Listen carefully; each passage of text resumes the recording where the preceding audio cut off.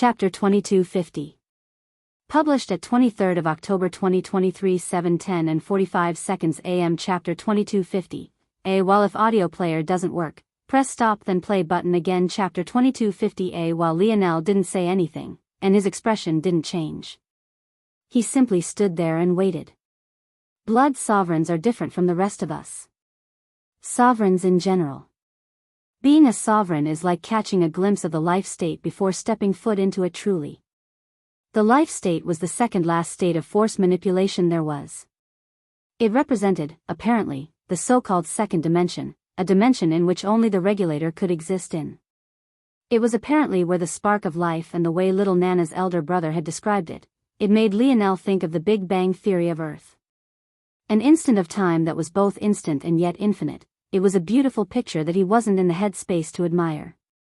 It's that faint hint of the life state that allows your force to have seemingly inexplicable properties. It's why your spear force can recognize what is and isn't a spear, and it's also why it can swallow up lesser spear forces.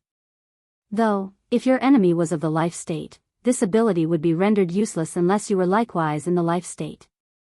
Elryan shook his head, feeling that he was explaining too much. For some reason, beneath Lionel's gaze, he felt that he was in the presence of his father, and he wanted to over-explain himself rather than under-explain. But even this thought felt ridiculous. His father was an existence the like of which could force existence itself to tremble. He couldn't fathom comparing him to Lionel. And yet here he was. Each sovereign is special in their own way, and you can either be born with the ability, or you can comprehend it yourself, though the latter is far more difficult. The blood sovereign is special in that its sovereign state is a physical manifestation of its body, same for similarly titled sovereigns that don't fall into the usual weapon force categories. The reason ninth-dimensional existences are so hard to kill is because the life state is birthed into their bodies once they enter that realm. The separation between powerful, ninth-dimensional existence and weak ones is whether or not they've comprehended this kernel of life state or not. For many ninth-dimensional existences, especially the ones you'll come across, this kernel is the only sense of the life state that they'll gain in their entire lives. Even for those that do comprehend this kernel, many of their forces will still be stuck at the impetus state, however this won't stop their strength from being elevated to an extreme level. You might have guessed it by now with this explanation, but blood sovereigns gather their power from their own blood. They're adept at manipulating it and using it to swallow the blood of others. In order to do that and not lose themselves, a part of their soul is always dispersed within their blood, but that's not important. Even if it wasn't, she could still be saved. That's because her very blood is laced with the life state already. She is essentially like a ninth-dimensional expert in that she can't be killed so easily without the help of someone of a regulator or someone that can somewhat ignore a regulator. She's only really missing one thing. Elryan looked off toward where Aina's body had been as though remembering the sight of something. But it seems like you already have that one thing. She's like a ninth-dimensional expert, but she isn't truly one. Her force hasn't reached a high enough state to exist for long periods of time. If too much time passed, she would truly die. However, you have vital star force, the life force of the body. So long as enough of her blood remains, and you're able to get to her in time, you can use your vital star force to stimulate her revival. You also seem to have the perfect vessel for her too. The only problem is, your vital star force has to at least be in the impetus state, and you're only half a step in. That's not enough. At best your vital star force can sustain her, but it can't revive her, and you'll need to give her quite a large amount every day. You're lucky that you happen to have the perfect force, and it's at just the right level too. If it was only at the fourth layered state, it wouldn't be enough even to sustain her. Unfortunately, I do not have expertise in vital star force, nor do any of the companions I've brought. Or else I would try to help you. Lionel looked at Elryan for a long while and then nodded slowly.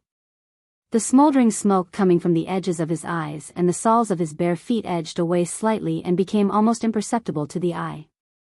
Though, they didn't fade entirely. Anastasia, Lionel said lightly. You know, I don't like your tone, young man. I can even count how many times older than you I am. She probably wouldn't have said this had Aina been definitely dead, but knowing there was a good chance to reverse all of this, she was in a good mood. N-V/V/E-L-B-1-.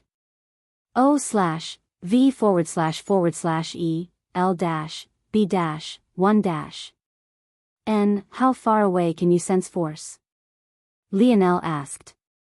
In this broken world? Anywhere, she replied. Can you find out for me if there's a spiritual with a vital star force innate node? Or any race, for that matter. She blinked, but she immediately understood. Although Lionel was just a half step from the impetus state, it wasn't so easy to cross. Having taken a half step, he could feel that impossibly vast chasm, and he knew it might very well take even him years to cross that line. He refused to leave Aina in that state for years if he didn't have to. Innate nodes were cheat codes in increasing your force manipulation. So long as he fueled one for long enough, it would definitely be able to help him to cross that half step. But he needed the node first. Elryan's gaze flickered, but he didn't say anything. I can check, but you should know that even among spirituals, not all of them have innate nodes, and those that do usually just awaken normal, middle-of-the-road, elemental innate nodes. The odds that one would have a vital star force innate node, especially given the fact that this isn't an aspect spirituals excel in, is very low. I will look, but just manage your expectations. It will also take me quite a while, probably a few days. Lionel nodded lightly. Chapter 2251. Published at 23rd of October 2023 7:10:41 AM. Chapter 2251. Smoldering. If audio player doesn't work, press stop then play button again. Chapter 2251. Smoldering. Lionel truly waited for those days. He didn't move, he didn't check on his mother, he simply meditated in the depths of space, without thought for water or food, or even entertainment. His entire mind was focused on comprehending the path of the vital star force, the very path that he had maybe neglected the most until this point. He didn't rely entirely on Anastasia. In fact, he smartly made the assumption that she would fail. If this was the case, then he would have to do whatever he could to speed up the process as much as he could. He could not, would not, leave Aina to be in that state for even a second longer than he had to. Elryan didn't move either. He might have been 14 years old, but time seemed irrelevant to him. He had the patience of a monk that had lived for an impossible number of years. He didn't say anything, and he even only seemed to breathe a few times a day. Slowly, though, his injuries were becoming far better. By the end of the 4th day, he had actually recovered a great deal. If others saw how long it was taking to be fully recovered, especially those that understood the true majesty of the Pluto race, they would be stunned speechless. This was a man who had healed his arm and leg being severed in an instant of time as though nothing at all had happened. It could only be said that those that had harmed him were truly monsters. I'm sorry, Lionel, there's no such innate node here. Lionel's eyes opened and he nodded lightly. He had already expected this. He rose to his feet, or rather let his feet fall from their meditating position, and stepped forward, crossing the distance to Elryan in an instant. He raised his foot again, to take another step, but Elryan's large hand had landed on his shoulder. Or, rather, half of his palm had. He was so much larger than Lionel that the other half of his hand hung off. I know you won't listen to me, but I feel like I should say this anyway. Absorbing the innate nodes of others will never be perfect. There will always be some hidden flaw, even if you use the best methods available to you, or even me for that matter. When it comes time for you to to enter the 9th dimension, it will only hold you back. If you want new nodes, the best course of action is to form them on your own. Lionel's turned a smoldering gaze toward Elryan. Streams of black smoke, hot to the touch, were still coming out of the corners of his eyes and the soles of his feet. Though they were much weaker than they had been before, Elryan still felt that searing pain when he met Lionel's gaze, and it was even more exaggerated now than it had been in the past. And Elryan hesitated again. Killing is already a heavy enough burden on one's path forward. If you snatch things of importance from those that you kill on top of that, it will make things even more difficult. If even on top of that, what you snatch is of enough importance that you rely on it heavily to progress, the burden will be even heavier. And that's not just for you. If you use this method to help your loved one, she will suffer as well. No VE/LB, 1 and Lionel didn't say anything. Ryan was talking about a concept so abstract that it was for anyone to wrap their heads around it, but he had already known it existed the moment that Anastasia had told him it was impossible to revive Ana's mother because Ana was too powerful. Those lines of time, of fate, of karma, whatever you wanted to call them, could bind anyone. And the more powerful you became, the heavier the burden became. There's no burden I can't carry, Lionel said before vanishing. Ryan's lip twitched. He didn't even ask about how to forge his own innate nodes. But in the end, Ryan sighed. What would be the point if he had? One could only do such a thing when given an extremely special opportunity, and even that wasn't necessarily without risks. Lionel was learning firsthand just how dangerous it was to have powerful innate nodes. If he took one from others, as he already had, or if he forged new ones, it would be even more dangerous. This was such an important rule that even Ryan himself only had a single innate node. His father refused to allow him to forge more, although he definitely could. He could even replace all 10 of his nodes with innate nodes if he so wanted to. Author's note, not a typo, Lionel returned to the location of his mother. She sat in a meeting with the remainder of the Luxniks, or maybe what the Luxniks would become. They seemed to be in the middle of a war against an existence they couldn't even quite name. But Lionel appeared out of nowhere, causing the Luxniks to suddenly stand violently, ready to fight. Stop. This is the man who defeated the creature, you should be thanking him. Alienor said with a powerful voice. The Luxniks were astonished and then froze in place. Lionel looked around, still not quite understanding what was going on. It's time to return home, Mom. Alienor's gaze flickered, and the expressions of the Luxniks changed. When had their matriarch had a child? And when had he grown so large? And so powerful at that? In the end, Alienor nodded slowly. She had only continued this farce because she thought it would still be important to the zone. But since it wasn't, that would be fine. Come with me, Alienor said to Lionel. Though they would be leaving, there were still certain things she wanted to show Lionel first. Halt. A man stood with a furious gaze, he was practically spewing hot fire. This was his wife they were talking about, how dare, bang. Lionel's fist was like a tide of smoldering heat. Chapter 2252. Published at 23rd of October 2023 7:10 and 25 seconds AM. Chapter 2252, Violet wins if audio player doesn't work. Press stop then play button again. Chapter 2252 Violet wins. Lionel could guess what the problem was. He just didn't have the time to care about it, or coddle this man's feelings. Just because there was no vital star force innate node in this time, didn't mean there wasn't one in his time. And he wanted to find out before he decided what his next step would be. Every second someone delayed him, was another second that Ana would spend dead. This person was lucky that they were a member of the Luxniks family, or else he would have just directly killed him. Though he knew that time didn't work linearly, he still didn't want to risk what might happen if the wrong person died. But his message was clear and obvious. Alienor looked at this scene with a complicated expression, but didn't say anything. She knew that her son wasn't in the best of moods, and though she didn't know what he had gone to do in the last few days, she knew that it was definitely related to Ana. Be kinder to them, they don't understand, Alienor said after some hesitation. I think they understand more than they've told you outright, Lionel responded. Or more accurately, they haven't repeated it before you in these last few days. But the Luxniks family here isn't the same as the ones we know from our timeline. The man coughed up a mouthful of blood, his situation quite haggard.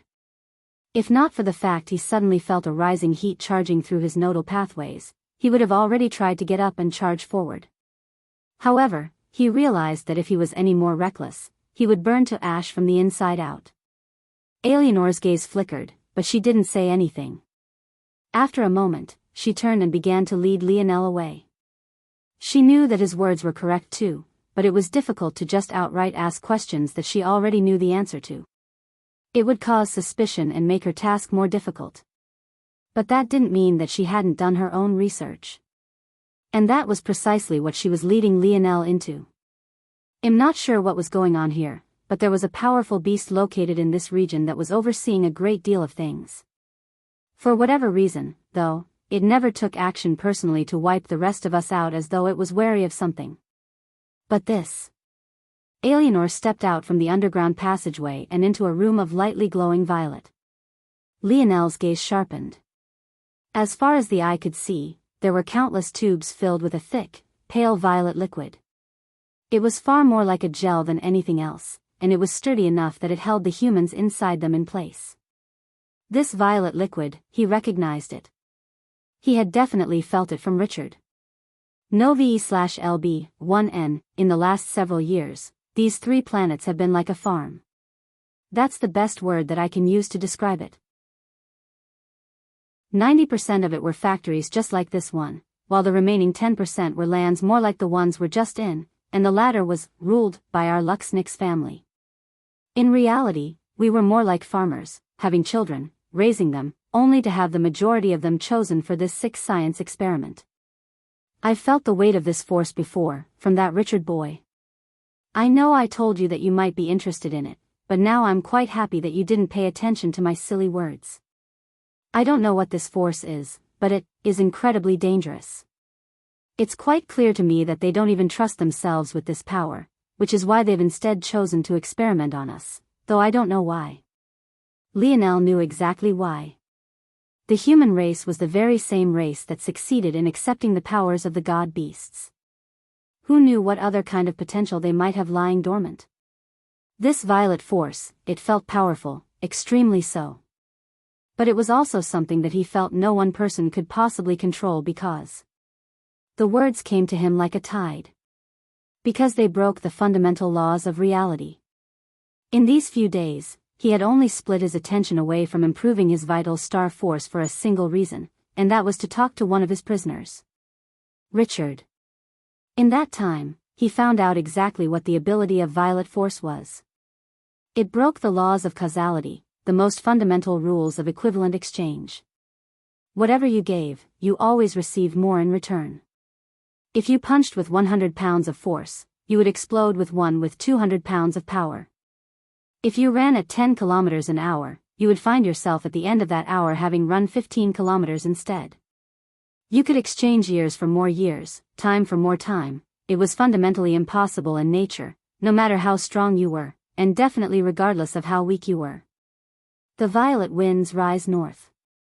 Lionel felt his body quake and he suddenly violently bent over, his body shaking. He coughed, feeling something within him stir. "Fuck off," he said coldly. The stirring figure in the pool of crimson came to a stop, its connection to Lionel being violently ripped apart. Lionel stood to his full height as though nothing had happened. "Mom, I'll take these factories with us."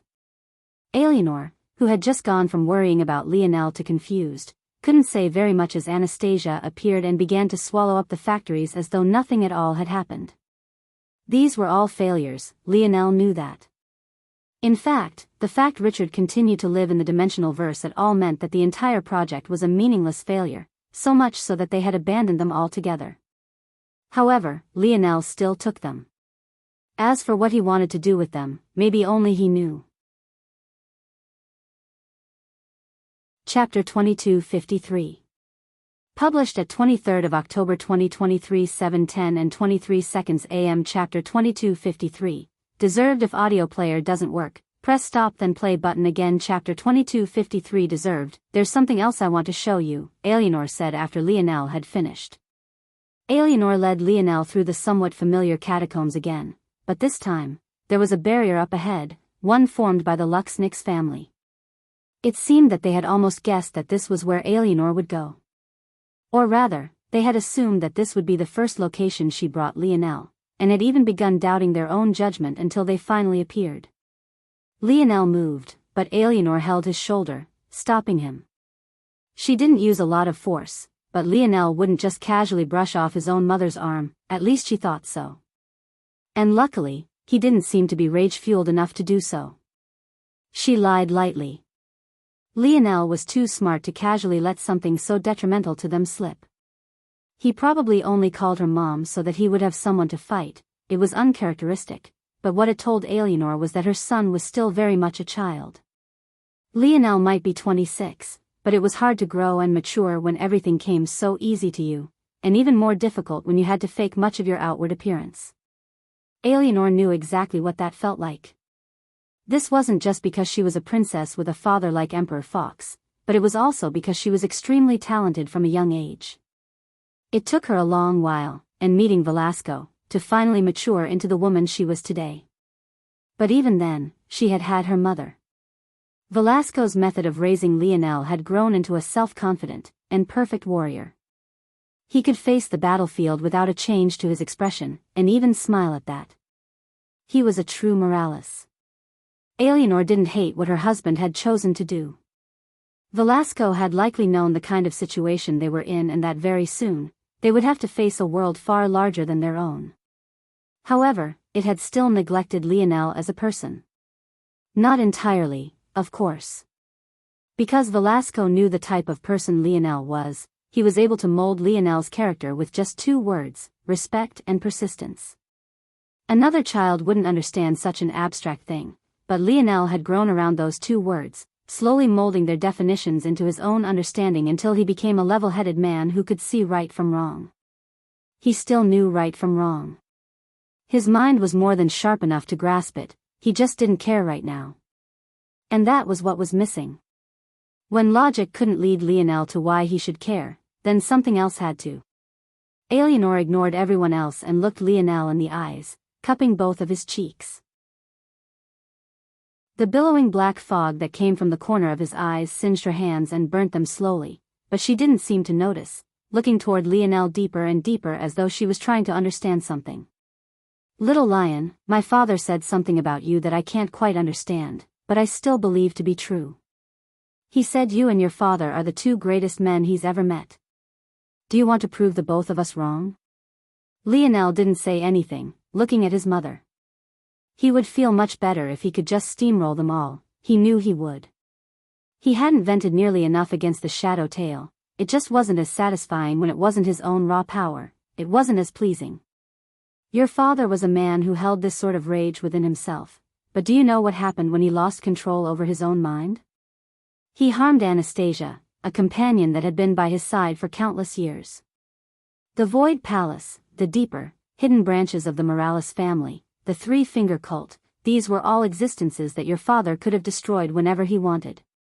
It would have been easy, just a snap of his fingers. Do you know why he didn't?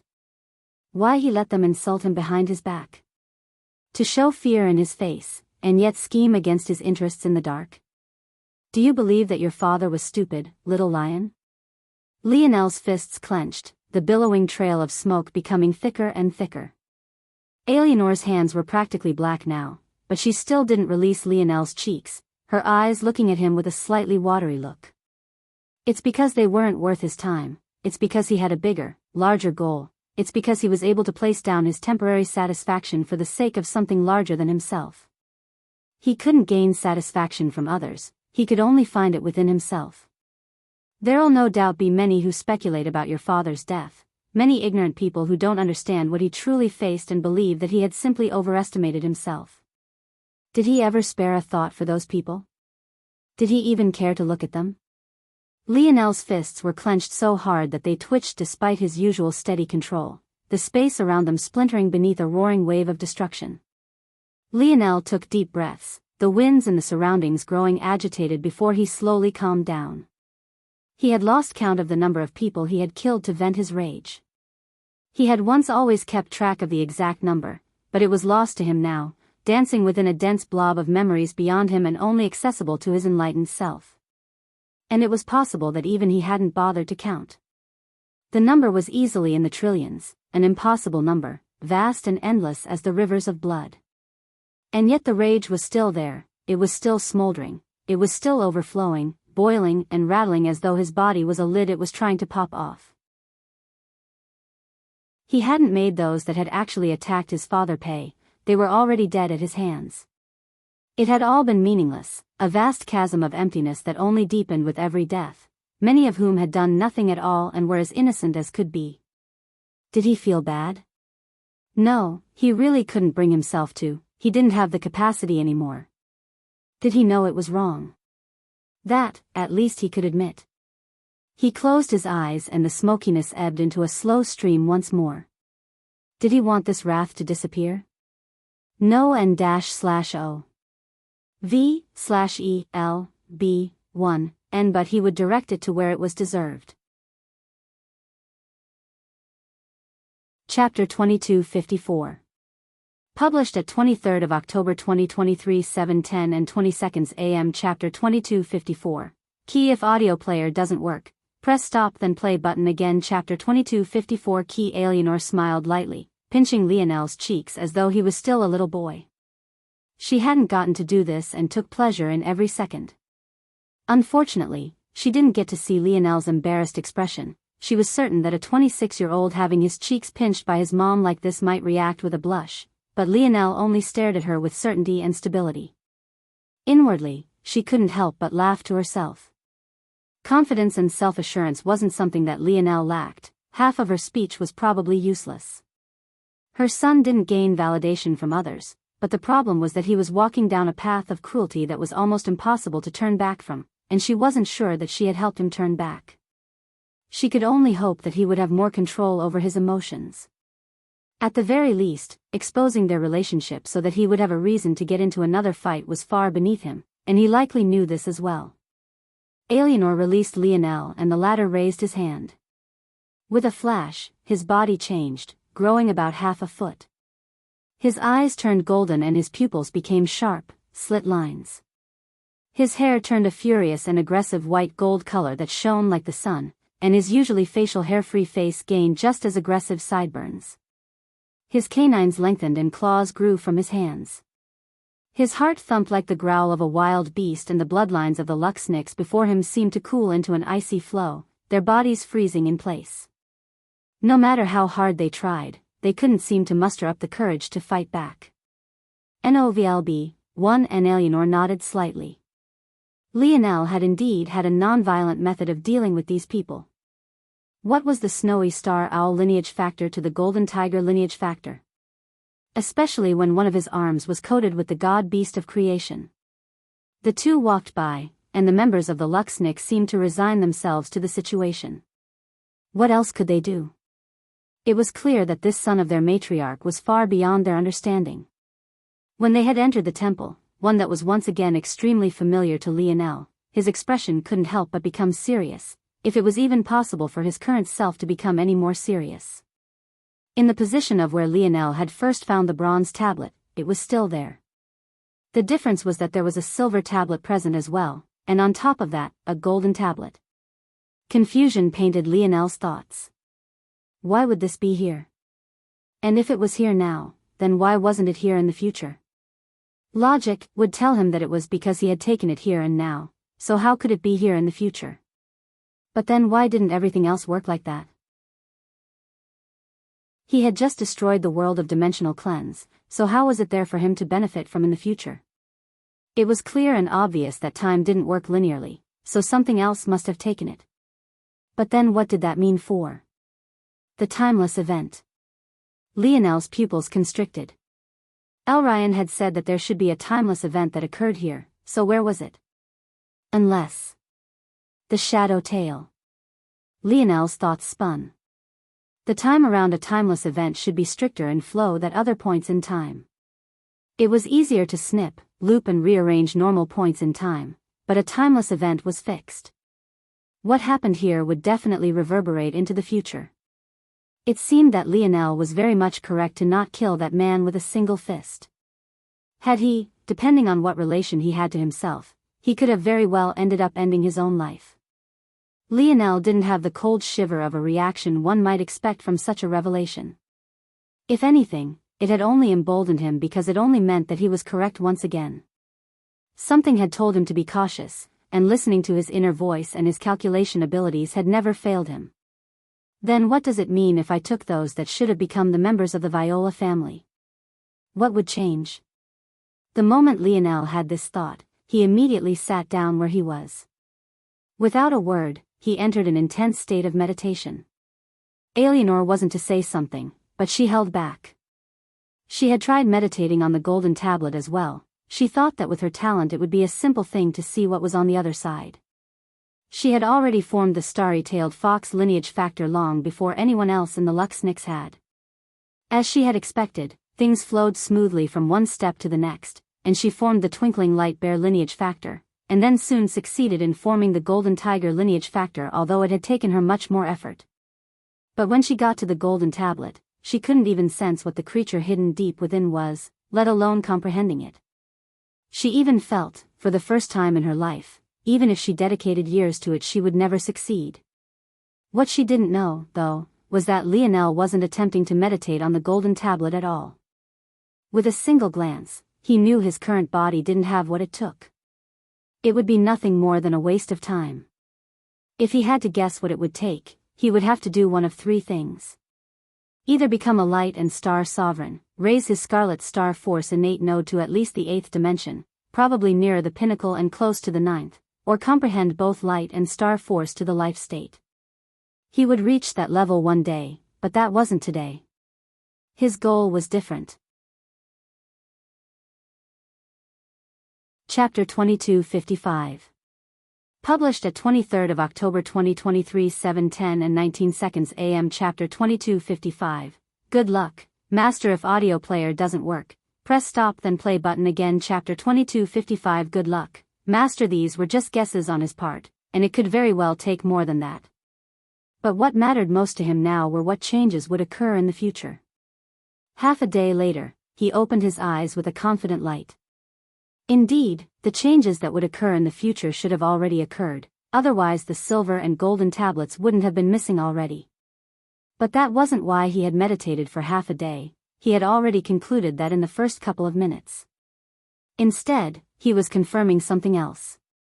He was certain he could use timeless events to change the future. This might be the key to reviving his father. If he played his cards correctly, he could most definitely change those events, of that he was certain. Whatever the rest of the details were, he didn't care. But he would need to be able to do one thing. He would have to be able to predict a timeless event before it happened. And if he couldn't, then he would have to trigger one himself. He was sure that he could do it because Elryan had made it quite clear what it took for one to appear, and that was any event that caused the northern star to come closer. These were the thoughts of a madman. Everyone wanted to avoid such events to the best of their abilities because it would mean that existence itself was one step closer to being destroyed, but Lionel didn't seem to spare a thought to this at all. Hadn't he just stopped a timeless event? Then the world owed him already. And even if it didn't, so what? In his mind, he would already sacrifice the world for the sake of Aina. He had already done it before. If it was for the sake of his father, he would sacrifice existence itself. Lionel looked up to find that his mother was still standing there, patient and unhurried. When she saw that Lionel opened his eyes without any change, she smiled understandingly. It's very difficult to comprehend, don't be too hard on yourself. From what I can tell, you need something beyond just light and star affinity to succeed. You need an in-depth comprehension of the two that exist beyond this realm. I don't believe that even those outside worlds would find it easy. There were definitely many life and star experts out there, Lionel was sure. But they lacked the flexibility of the human body.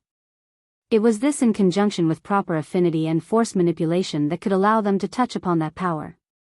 It was still beyond the current Alienor, but Lionel was confident that she would reach that level soon enough. As for him, he felt that it was guaranteed.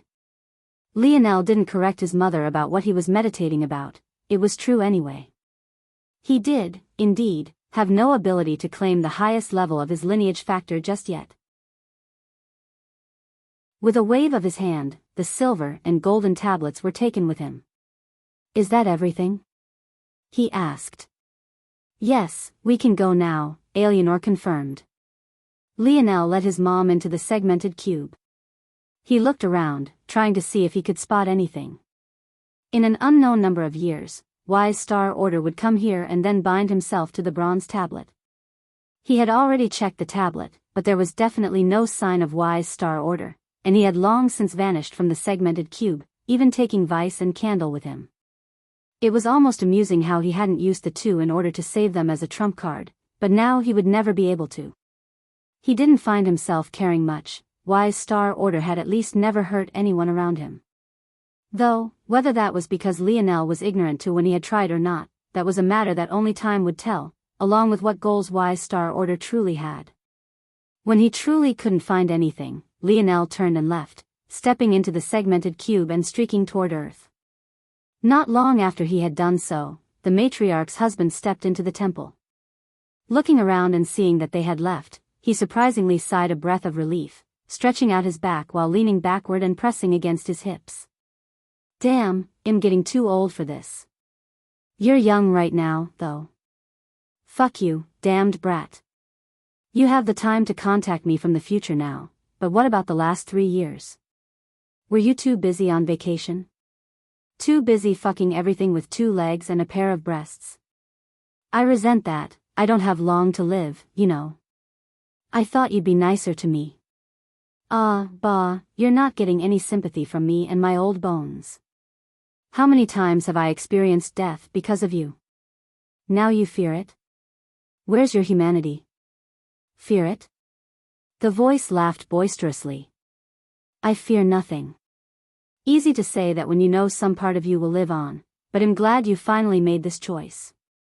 I told you when I met you that it was a fruitless endeavor, and you just refused to listen. Instead, you've put me, not to mention that poor girl, through hardship again and again. She won't remember it. But I will. And there you go again, using logic over everything. What happened to humanity? Have I taught you nothing? The voice chuckled. You've taught me plenty, old man. Humanity isn't on the list, though. Have some respect, Dash. Need I list off some of your greatest hits? The list is quite long. Let's see, yes, here there's stealing that emperor's wife, and then there was the time you pissed over that city wall, oh right, there's also the time that woman pissed you off so much that you rap, enough. You describing those things so simply makes it seem like I wasn't in the right. You should have more respect for your master. In fact, you should actually call me that for once. Oh, would you look at that? Your 1327th death is on the way. Good luck. The matriarch's husband practically pulled at his hair. Talking to this brat was truly infuriating. NOVLB, and from the skies above, a shadow suddenly appeared from a gaping, spinning black hole. A second shadow tail had appeared. It seemed that changing timeless events wasn't so simple after all. Good luck, Master. Chapter 2256. Published at 23rd of October 2023 7:10 and 15 seconds AM. Chapter 2256. Godchild. If audio player doesn't work, press stop then play button again. Chapter 2256. Godchild. The matriarch's husband stepped out into the air, facing the monster in the skies. His hands were clasped behind his back without even the slightest intent on defending himself.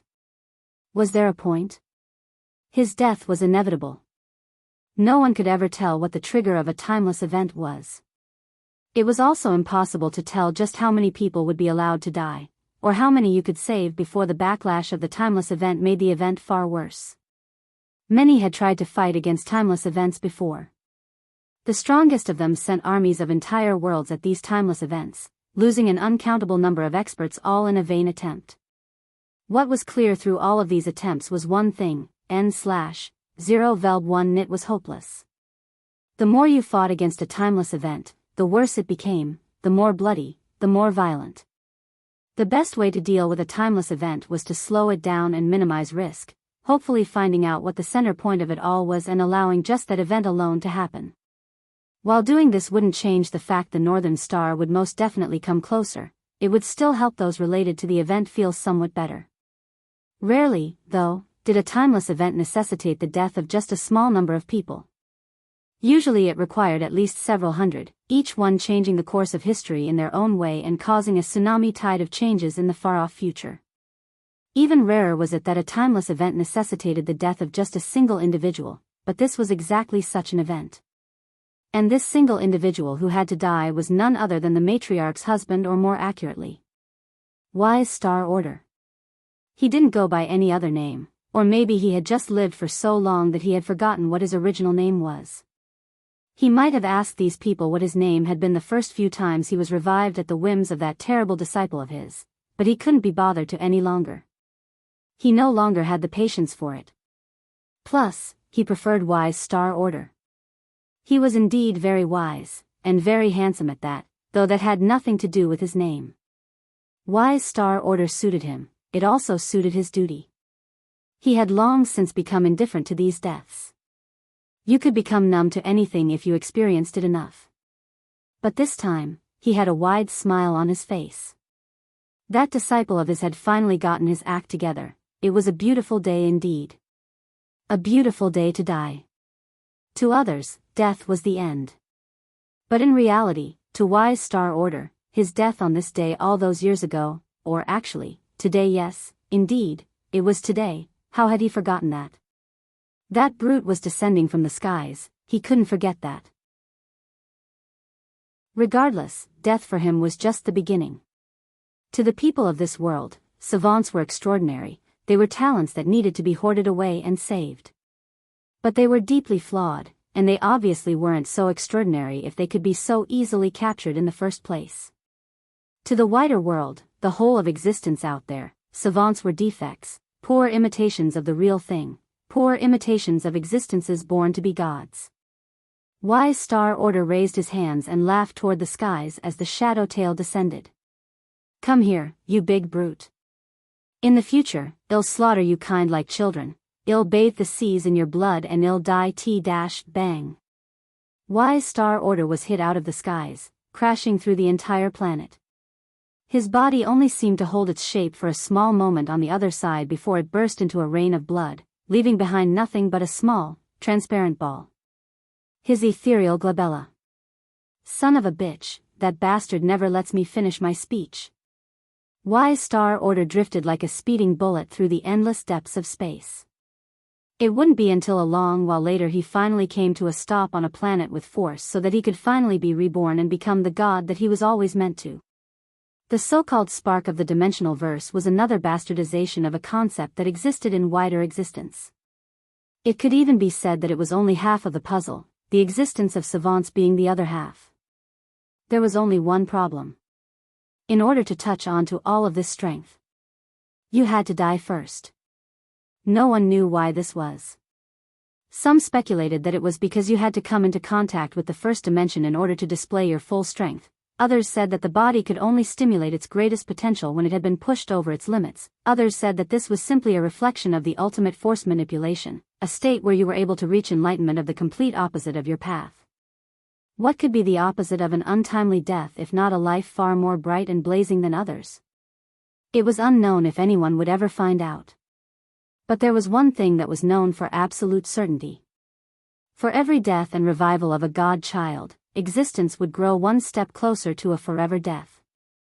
Without fail, every new god child meant the existence of a new timeless event. By now, things might very well be becoming clear to many. Cynthia Oman died and was revived, forming a timeless event. The good news was that Velasco Morales' death had occurred several days afterward and there was hope that it would be considered a different event. The bad news was that Velasco Morales had a great number of ties to Cynthia Oman, and the hatred Cynthia Oman held for Velasco was maybe one of the few things that actually drove her. Ana's mother couldn't be revived even by Anastasia due to their connection. Compared to the seventh dimension, the birth of a god child was so impossibly beyond that it was impossible to put into words. Anastasia, the world spirit of a complete world, could not revive Ana's mother because this fallen woman's daughter had entered the seventh dimension. Cynthia Oman was a god child. Even those with faint connections to her would be out of Anastasia's reach. And as for Velasco, even existence itself wouldn't be able to bring him back as it inched toward destruction. Chapter 2257. Published at 23rd of October 2023 7:10 and 12 seconds AM. Chapter 2257. Farewell. If audio player doesn't work, press stop then play button again in a location separate from time and space. A man sat. His face was hard to see, but it didn't seem to be because he made any attempt to hide it. it was rather that the dream force radiating from him was too strong. It made him look more like a dense mass of potential rather than what he truly was, a man that had reached the limit of all things. Sometimes, he too forgot who he was, not that it mattered much to him. He had reached the pinnacle of the world, but he had lost everything along the way. His father, his mother, the love of his life, his brothers.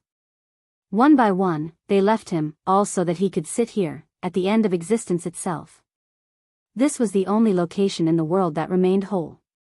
While he was thinking about his family, everything else had already crumbled. There was no more concept of family, no more concept of personhood, or life, even. He should probably be dead too, but he was strong enough to resist things that others could not. It was quite amusing, actually.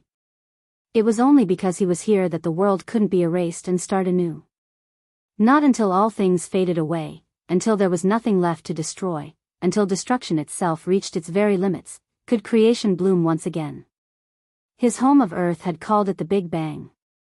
He had heard it called several things throughout his life. He had too many different names for things floating around his mind. He hoped to actually forget some of them, not that his mind would allow it. An infallible memory was probably the wish of many. None of them thought about what kind of curse it was, though. He envied that master of his. He had experienced so many years of life that he had even forgotten his own name. Ah, to forget, what a wonderful thing. The faceless man waved a hand, a bottle appearing.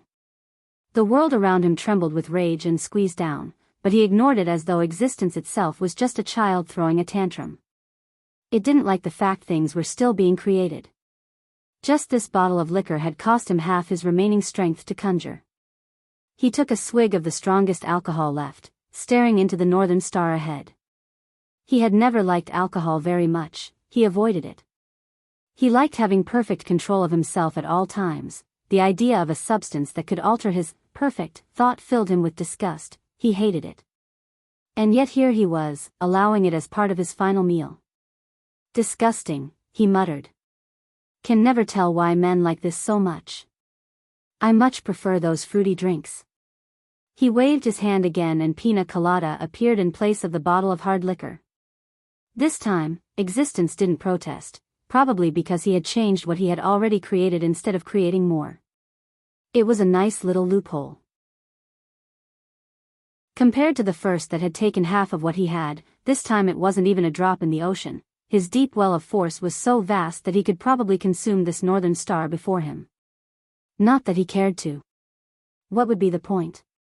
Was there something beyond this star? They say that it represented existence, but what did that even mean? The human consciousness was so frail, it couldn't fathom something like this, and even now, having shed all that weakness, it overloaded his mind to think about it, maybe because he knew the answer. He was the only one with the strength to go beyond this northern star, to see what was behind it.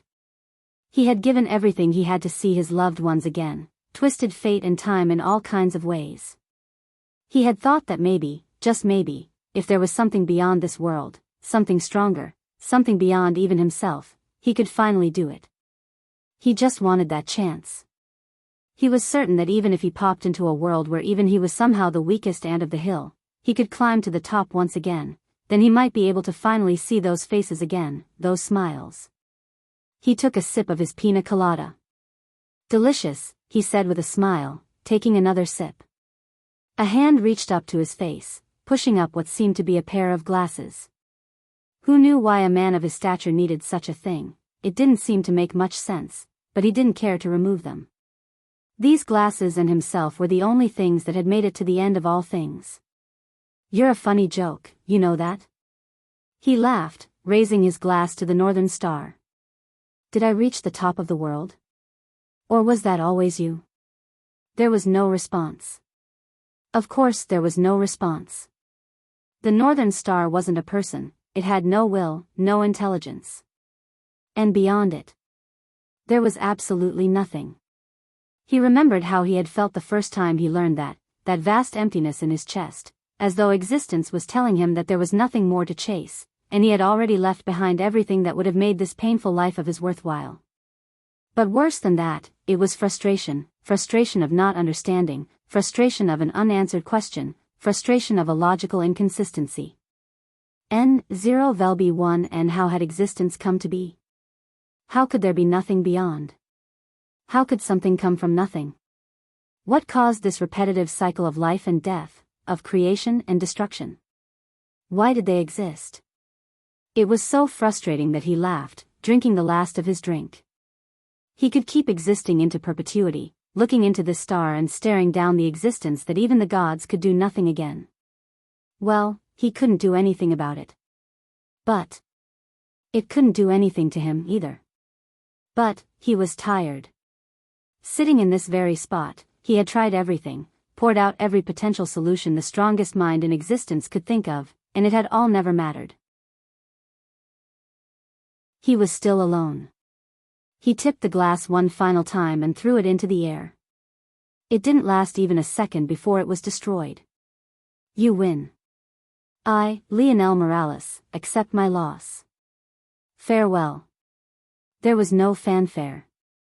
In one moment, there was a single kernel of life remaining. In the next, there was nothing. Chapter 2258. Published at 23rd of October 2023 7:09 and 55 seconds AM. Chapter 2258. Youth. If audio player doesn't work, press stop then play button again. Lionel froze, a discomfort coming from his chest. For some reason, he felt both a lot lighter, a slight hint annoyed, and a huge amount confused. When he checked his surroundings, his pupils constricted and his breath caught in his throat. What just happened? At the speed the segmented cube was moving, they would reach Earth in less than an hour. Anastasia could push it even faster, but that would require personal energy use that extended beyond the force she was pulling from the surroundings, so it wasn't a worthwhile expense.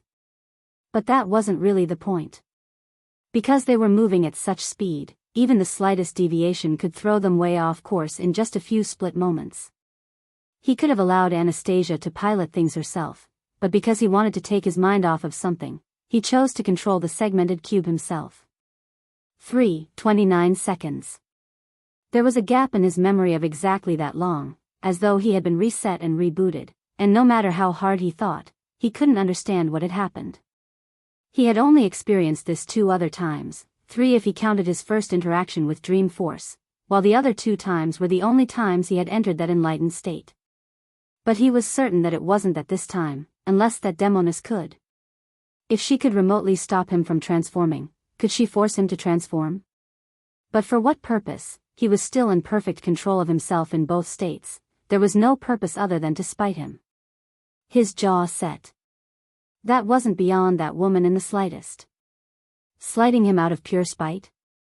It seemed that she might gain a great amount of satisfaction out of doing that. Lionel took a breath and calmed himself. Surprisingly, it happened much faster this time than it had before. He felt more in control of his state of mind. He felt a lot more like himself all of a sudden. He felt that he could shut off the valve of that emotion again, just like he had when Aina left him. It was so easy suddenly. N-O-V-E-L-B-I-N instead of doing so, though, he stopped, falling into a deep silence. He never acknowledged it because he didn't want to. That future version of himself, he chose to see it as just one possibility of many, a possibility that he would surpass. But now feeling the difference in his control over himself, he felt that he had disappeared. It seemed that he had falsely accused the demoness. Was that why he had lost those few seconds? He had heard of the future affecting the past, but was it supposed to be so exaggerated? He had even thought once that this was simply a quirk, or rather a flaw, of incomplete worlds like this one. He didn't think it would be such a prominent thing in the real world. Lionel sat in silence, closing his eyes after a while and allowing the segmented cube to drift. There was too much he didn't understand. Why did his future self's influence suddenly disappear? And did it actually disappear? Or was it just that deep well of despair that had? He had a feeling that it was just the latter. But that only made it more odd. Why had the despair vanished? Lionel wanted to believe that it was because his future self had finally succeeded, but he felt like that wasn't the answer either. What was there to despair about if you had already given up everything? There was no despair because there was only apathy left. No. Something deeper than apathy. Nothingness.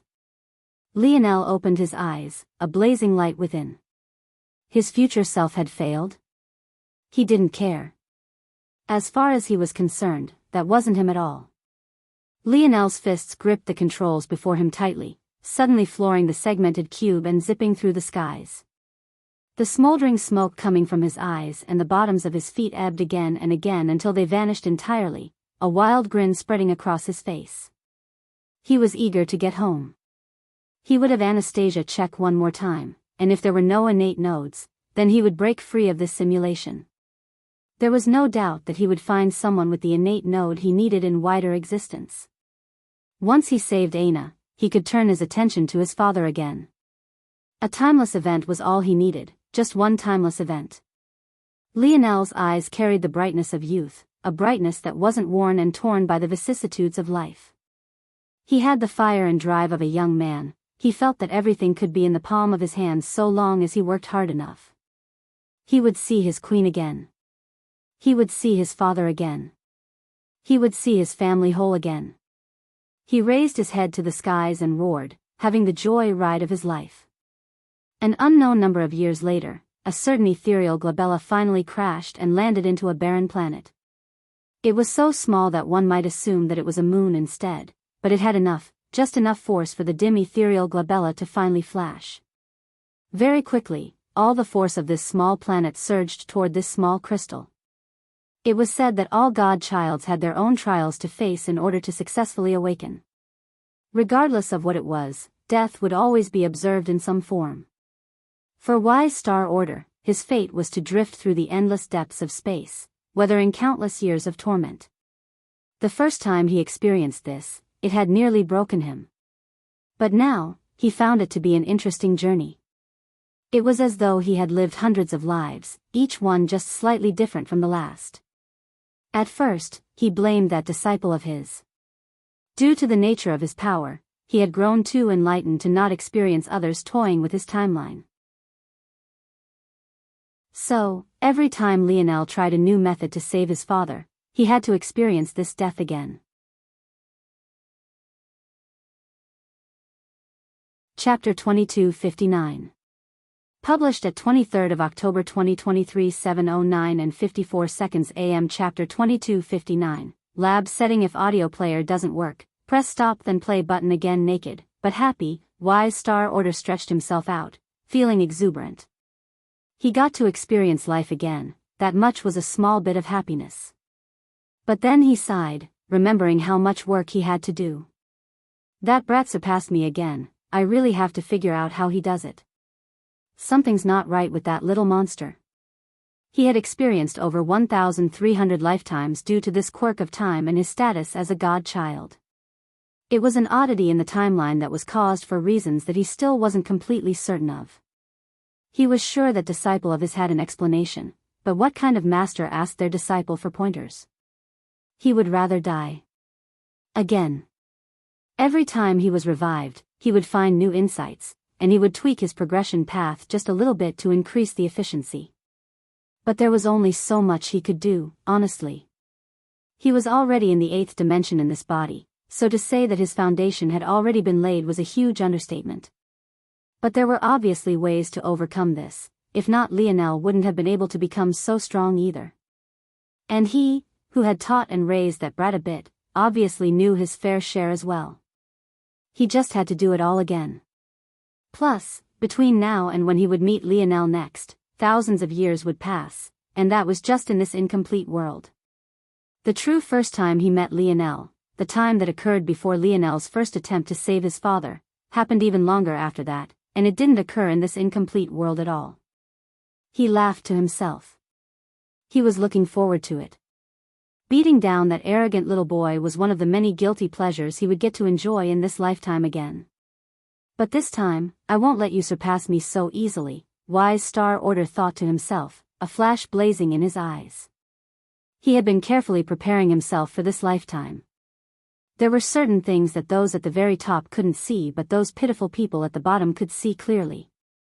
Of course, if his enemies heard him describing himself in such a way, they'd have him stripped naked, hung upside down, and whipped, and his beautiful, pert bottom would be swollen red. Wise Star Order subconsciously grabbed his own butt, shuddering.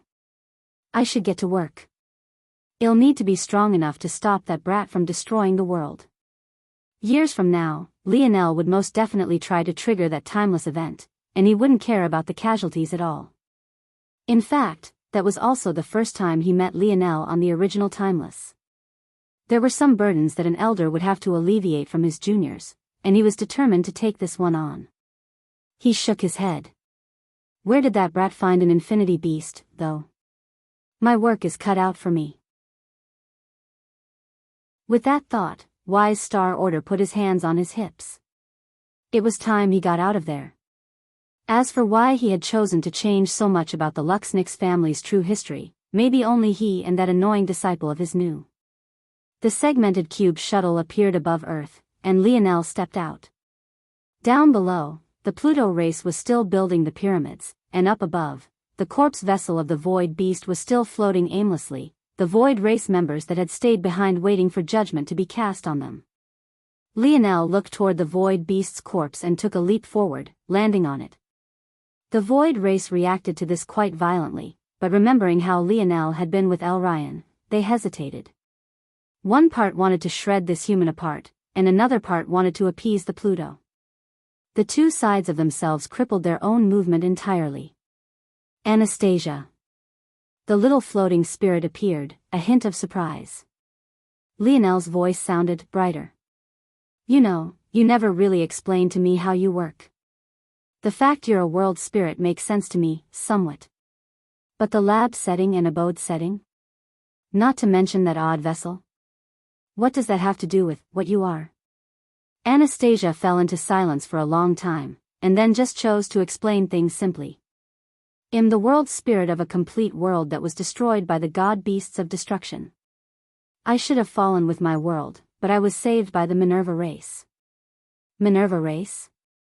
They're similar to the Pluto race, but they were destroyed a long time ago. Anastasia fell into another silence before she continued.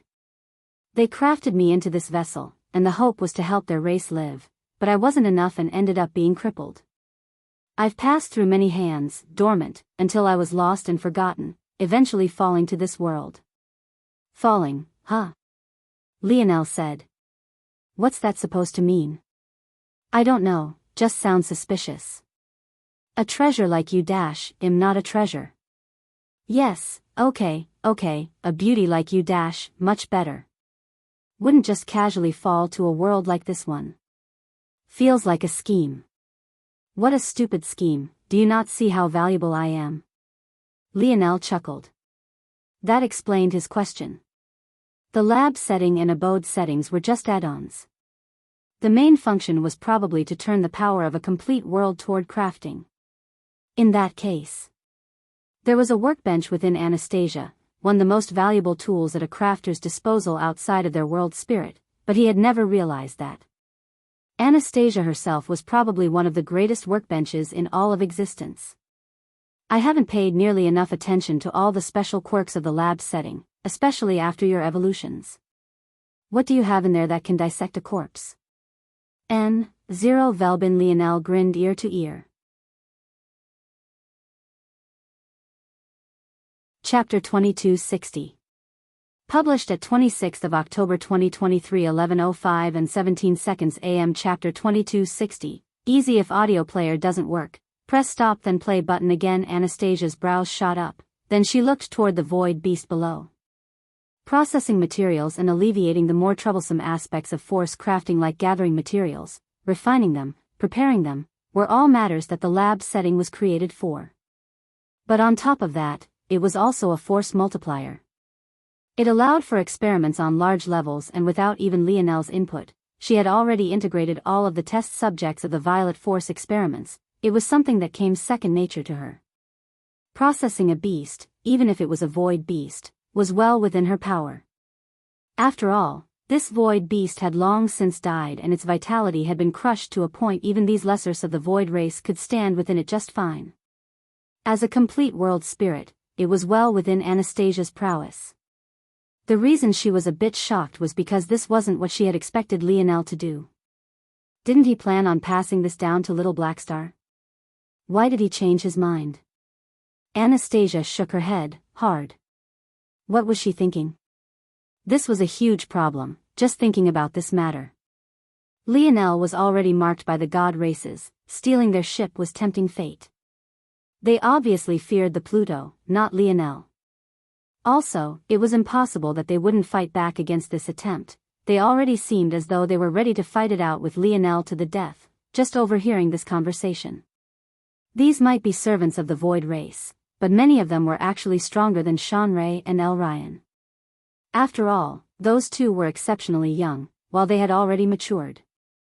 They were on an unfathomable level in comparison to a human. Of course, that also meant that if they used their strength the regulator would react, and unlike their entity, they wouldn't be able to escape it so easily. In fact, it could be said the only thing protecting them from such a fate was the Void Beast ship itself, which did wonders for masking presences. Everything about Lionel's intentions sounded wild and ridiculous. But by this point, Anastasia was used to it. She mostly wanted to know why Lionel didn't want to help little Blackstar out. I would expect a mighty world spirit like yourself to already understand, Lionel said, reading Anastasia's thoughts. Don't you like doing reckless things? Why would I care to consider that stuff? Anastasia huffed. Lionel chuckled, finding it all amusing. Assimilate allowed him to take the strength of an external item and pass it into a living being, whether that be himself, another, or his soul constructs. Breathe allowed him to give life and permanence to an object. That could be done through giving it a soul he commanded, or it could be done by allowing it to integrate with a living being after the use of assimilate.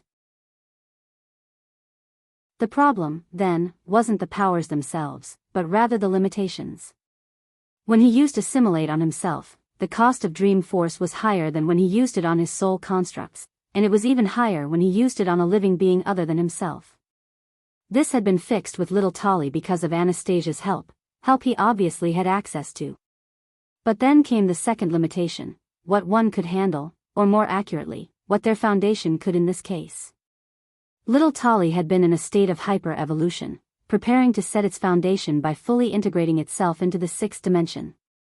It couldn't have been a more perfect time to integrate with such a beast, and it gave the little guy a world of benefit. As for little Blackstar, he had already entered the seventh dimension and he was already well into his own path.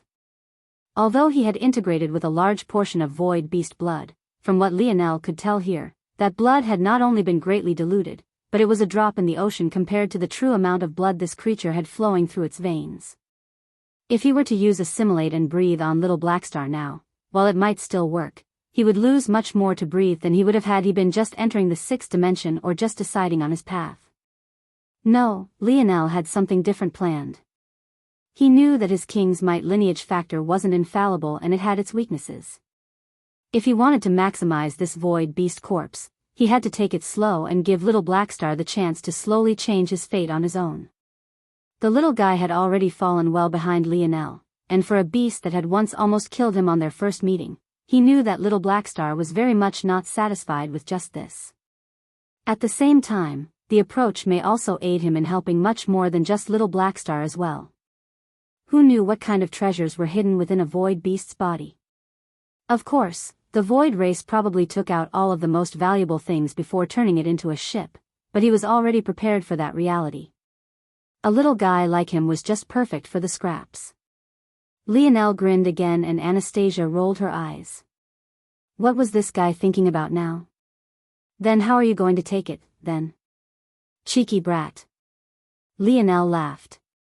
How? Elrian. Lionel's voice came out in a roar that sounded like something matched between a dragon's roar and claps of thunder.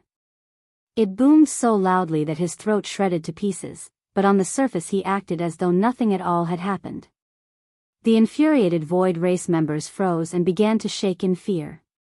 The Pluto race members below froze as well, but they looked up in astonishment rather than fear. A human could speak their language? Lionel strolled in and kicked the Void race members out one by one. They didn't even dare to resist. They suddenly feared slighting Lionel. C. Easy, Novi LB, 1N. Chapter 2261. Published at 26th of October 2023 11:05 and 15 seconds AM. Chapter 2261. A name. If audio player doesn't work, press stop then play button again. Anastasia watched everything, speechless. She didn't know what to say. That language had frozen even her for a moment. It held the weight of command, and an undeniable majesty. Coming from Lionel, even without his king's might lineage factor activated, it felt as though the shadow of a true king had appeared, albeit it for just a moment. But after a moment, seeing the sneaky smile on Lionel's face, she couldn't help but ask. You. What did you say? Oh, that? Lionel grinned. I said that little boy's name. Anastasia froze. You said a name? Well, yeah. I can't actually speak that language, and if I copied anything else they said, wouldn't it be embarrassing if I said a word like, and, or, they'd laugh me out of the ship. Plus, I assumed that whatever his parents named him meant something bold and powerful. It was impossible for even Lionel to learn an entire language just based off of a short conversation. But, picking out a repeatable series of sounds within that conversation was all too obvious. When Elryan was leaving, they had all saluted him with that sound plus a prefix that he assumed meant something like, young master, or young ruler. By process of elimination, picking out Elryan's name was as easy as breathing. You are unbelievable, Anastasia muttered. I know, right? Pretty Anastasia slapped the back of his head. Not in that way. The void race servants who had been kicked off of the ship quickly felt the suppression of the world around them. They quickly took out several items to fight back against the suppression, and unlike the individuals who had come down from the four great families, the black chains didn't appear around them. Clearly, whatever items they had taken out to protect themselves were far beyond what the four great families had had. They looked around in fear, but seeing that no one came for them, they took out other treasures and began to escape quickly one after another. Lionel rubbed the back of his head. I don't know how a race like that can be so cowardly. I don't know what you're so angry about. When have I ever been wrong? Would you like me to list them one by one? In alphabetical or chronological order? Lionel was stunned. This was very much not the response he had expected. But, just as quickly, his one mind began to subconsciously form the list and he had to shake his head to get it to stop. By then, he was already one longer than he cared to admit. Never mind.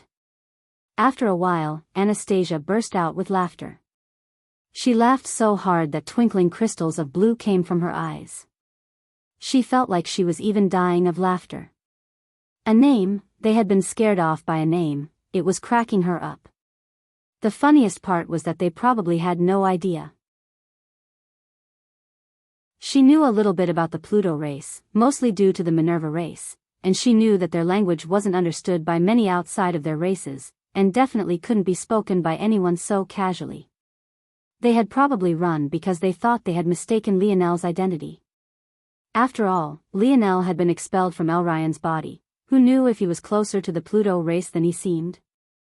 Just imagining someone screaming, Lionel, in English and then scaring off a race of gods was killing her. Lionel smiled. When you're done, we should probably get going in case one of them realizes they've been duped. Anastasia wiped her tears, though they had already long since floated away. NOVE/L-B/I/N. This was a nice idea by you and all, but moving this corpse in isn't exactly easy either, you know. It won't be as difficult as the hourglass because the difficulty is set and won't just infinitely increase, but it's beyond the current you for sure. Isn't that why I asked you if you could process it first? Lionel smiled. Anastasia looked down with a hint of hesitation. Could she? Maybe if she had a few months, probably a few years, actually. That's okay, my favorite water boy is finally here, Lionel perked up. Elryan rushed in from the distance. He was still quite heavily injured and he hadn't fully recovered, but when he heard his name called, he rushed forward with all the speed his could muster. Plutos were the god of gods, so long as their name was spoken in its truest form, no matter the distance, they would hear it. But what Elryan didn't expect was that the person who called out would actually be Lionel? Hey, you're finally here, good. Do me a favor, use that little hourglass thingy to help Anastasia put this corpse inside. Elryan froze and his lip twitched. Hourglass thingy.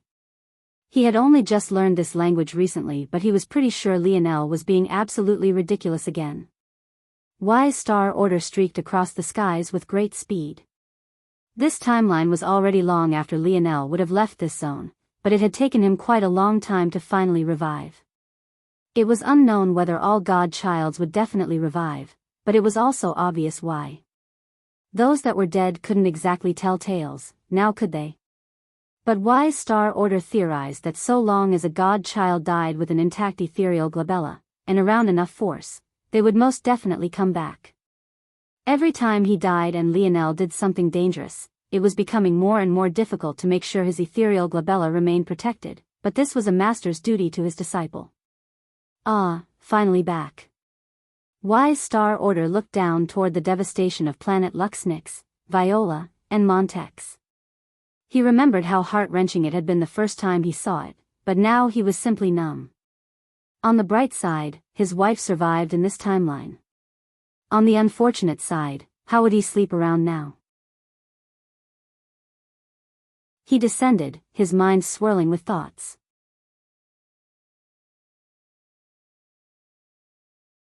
Chapter 2262. Published at 26th of October 2023 11:05 and 12 seconds AM. Chapter 2262, Put Me Down. If audio player doesn't work, press stop then play button again. Wise Star Order chuckled to himself. He didn't know why he was thinking about that woman. Which life was it that he learned how she betrayed him? He was a Wise Star Order, and that sounded great. But compared to a Northern Star Order, it was worth next to nothing. The reality was that the truth of namesakes of the Luxnix family was much deeper than others knew, and it was something that Wise Star Order had allowed to be buried. Wise Star Orders were the bookkeepers and zookeepers of the god beasts of creation. It was their job to document all of the races, worlds, and natural phenomena of existence, not to mention taking care of all species. There was a time where the god beasts of creation had at least one pairing of every plant and animal to ever exist. Of course, that catalog had long since been destroyed, but the ultimate purpose of Wise Star Orders was their mental capacity to remember a lot of things, that was all. So, one could imagine why it was Wise Star Order's wife who was the matriarch and de facto leader of the family, and not himself. Northern Star Orders were the true warriors. They were existences that, so long as they came into contact with an adequate well of light and star force, would be guaranteed to touch upon the golden tablet and claim the truest lineage factor of the infinity beasts. Of course, in this incomplete world, you would be more likely to enter the ninth dimension without the regulator striking you down than you would be to find a strong enough well of force. Even in complete worlds they were nigh unheard of, mostly destroyed by the god beasts of creation. Not that Wise Star Order would ever allow a Northern Star Order to take such a step even if they had such a thing available, that would be nothing short of suicide. If the other races knew that humans still had this capability, the small quarter that they had been given to continue to live as a race would be crushed. It could be said that this was the most foolish thing a human could do in this day and age. And then there was Snow Star Order. This was actually the fault of the English language, the translation wasn't nearly bold or sharp enough. Snow referred now to one of ice water, but rather one of soot and ash. Snow Star Orders were the executioners and messengers of the infinity beasts, and they were meant to remain as snowy star owls. Compared to other humans, they could exhibit much more of the snowy star owl's real strength, and they too could cross a galaxy with a single flap of their wings. Unfortunately, none of the techniques that Wise Star Order had left behind had allowed the Snow Star Order of Lionel's time to display any of that power, which led to her dying at the hand of Velasco. Then again, Wise Star Order thought to himself, knowing that man, he probably had enough strength to deal with the situation regardless. It was a shame that such a monster was born in this incomplete world. Of course, he too was born here. But unlike Velasco, his Luxnix family didn't originate in this world, and he also knew how to get out. And with the project abandoned and the Shadow Tales gone, he could leave with his own methods whenever he wanted. But first, he had a treasure vault to leave behind in the spirituals domain. Was it smart to give this kind of strength to the very disciple he would have to kick the ass of in a few millennia? No. Definitely was not. But he would do it anyway because this was how the first timeline had gone. N-O-V-E-/LB-I,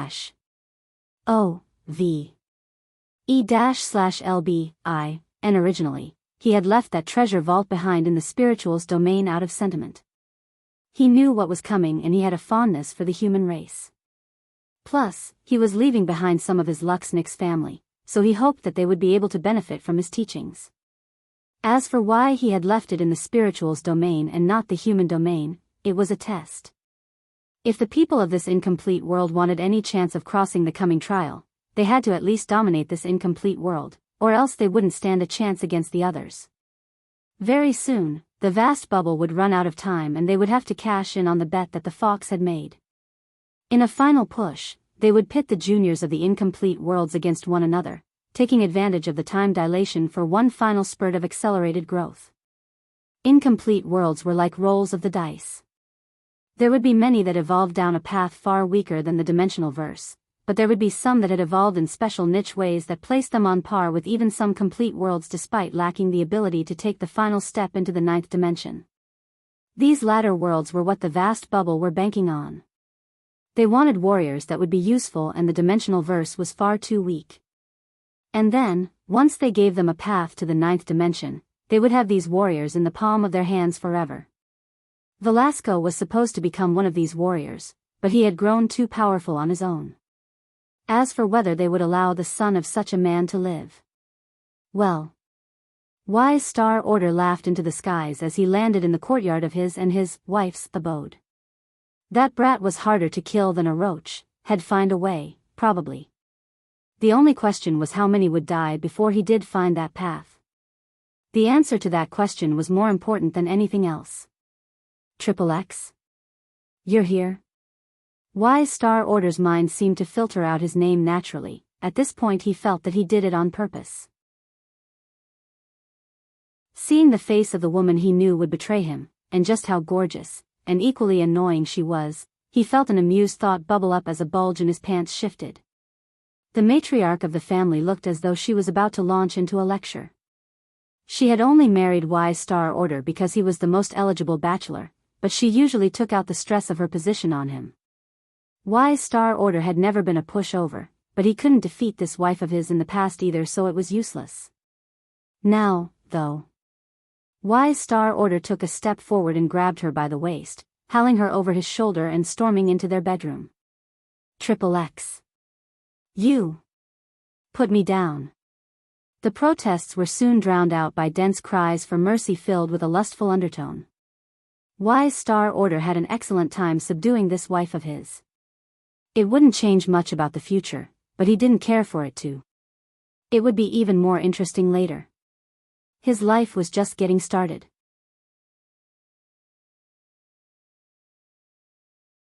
Chapter 2263. Published at 26th of October 2023 11:05 and 11 seconds AM. Chapter 2263. Creation tablet. If audio player doesn't work, press stop then play button again. Wise Star Order stood with a stretch, sliding his robes on. Ah, it was good to be young. Last time he had gone so hard, his back had ached for days. He ignored the limpid words of his wives. She was hardly intelligible, her speech slurring and her eyes half closed. She was probably saying something about why he wasn't staying in bed, but it was more funny than anything to him. Before this day, he had bedded this woman a single time, and she hadn't even let him finish. She only did it out of a sense of duty and to officially consummate their marriage. Of course, the most important reason was because of her ability index. She had been trying to take on his Wise Star Order abilities for herself. As much as he would like to play with this heartless woman some more, he had some work to do. Right, valiant heart. Wise Star Order took a step as his wife's gargled mess of words were becoming sharper and louder. He luckily didn't get to listen to whatever nonsense she was definitely trying to spew. Instead, he had appeared deep within the catacombs of the Luxnix. These catacombs were built by the envoys of the god beast of destruction. There hadn't been an active void beast in countless generations, but that didn't stop the creature's lessers from doing their best to stir up trouble. Despite their usual brazenness, they were somewhat cautious in this world. That was because of the appearance of the Pluto race, and its relation to the existence of these incomplete worlds was something worthy of being wary of. The void bubble was far too weak to even have a single incomplete world for this sort of experiment, let alone dozens. It could only be done by the god races. But at the same time, this world was too valuable precisely because of its variability and potential for evolution. It was the perfect place to experiment with a new force. Since the experiment was a failure, and a youth of the Pluto race had appeared, they chose to abandon it. The place had already been stripped bare by Lionel, but why would they care so much about failures? No, it was probably more accurate to say that they couldn't spare the risk and the failures weren't valuable enough to put themselves on the line. Wise Star Order appeared in the temple once more. Now, all that remained was a bronze tablet, and he didn't seem surprised. He had allowed Lionel to take the silver and golden tablets. It would be a long while before Lionel could use the latter, so he wasn't worried. Of course, he didn't expect that foolish disciple of his to understand propriety and not use the tablet even when he could, not in this state anyway. That was Lionel's fault. He would be under a lot of pressure soon, and he might take power from anywhere he could.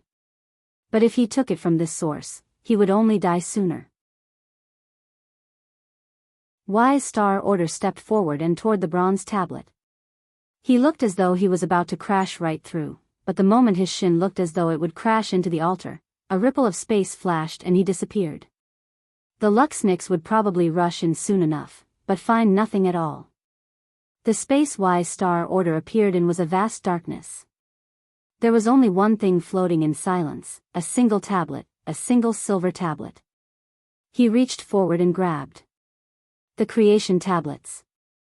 NOVE/L/B/I/NAS. A Wise Star Order, he had a duty to these tablets. Bronze, silver, golden and... He waved the hand with the silver tablet in it and its body rippled, the words on its surface forming into a force art that rolled and foamed with light until it became a blinding crystal color. Star Crystal. The crystallization of the purest, attributeless star force.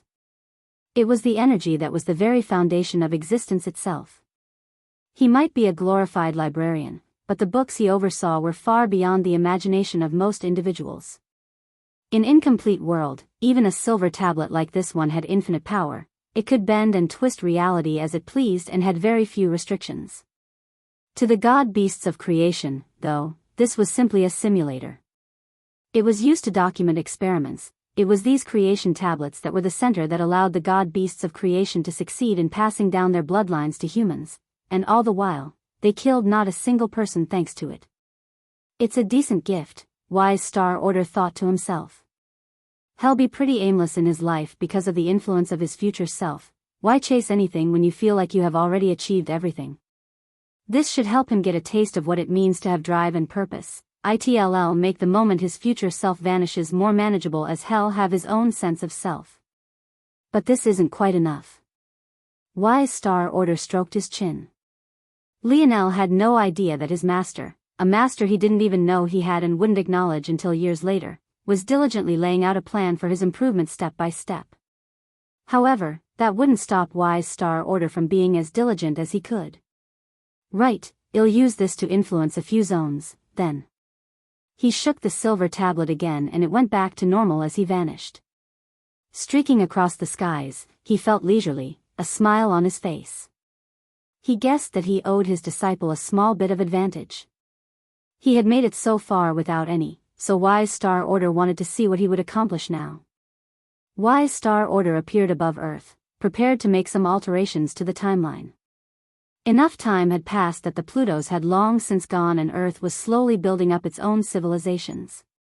Interestingly enough, the true history of Earth seemed to be completely wrong, not that that mattered. Ah, right, I need a name. I can't exactly use Wise Star Order, too on the nose. He looked at the tablet. Ah, what was it that stupid woman kept calling me? Nilrem, right? Alright, let's go with Merlin, then.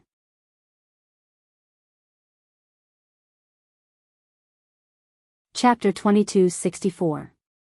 Published at 26th of October 2023 11:05 and 11 seconds AM. Chapter 2264. Maze, or if audio player doesn't work, press stop then play button again. Chapter 2264. Maze or Lionel appeared back in his timeline.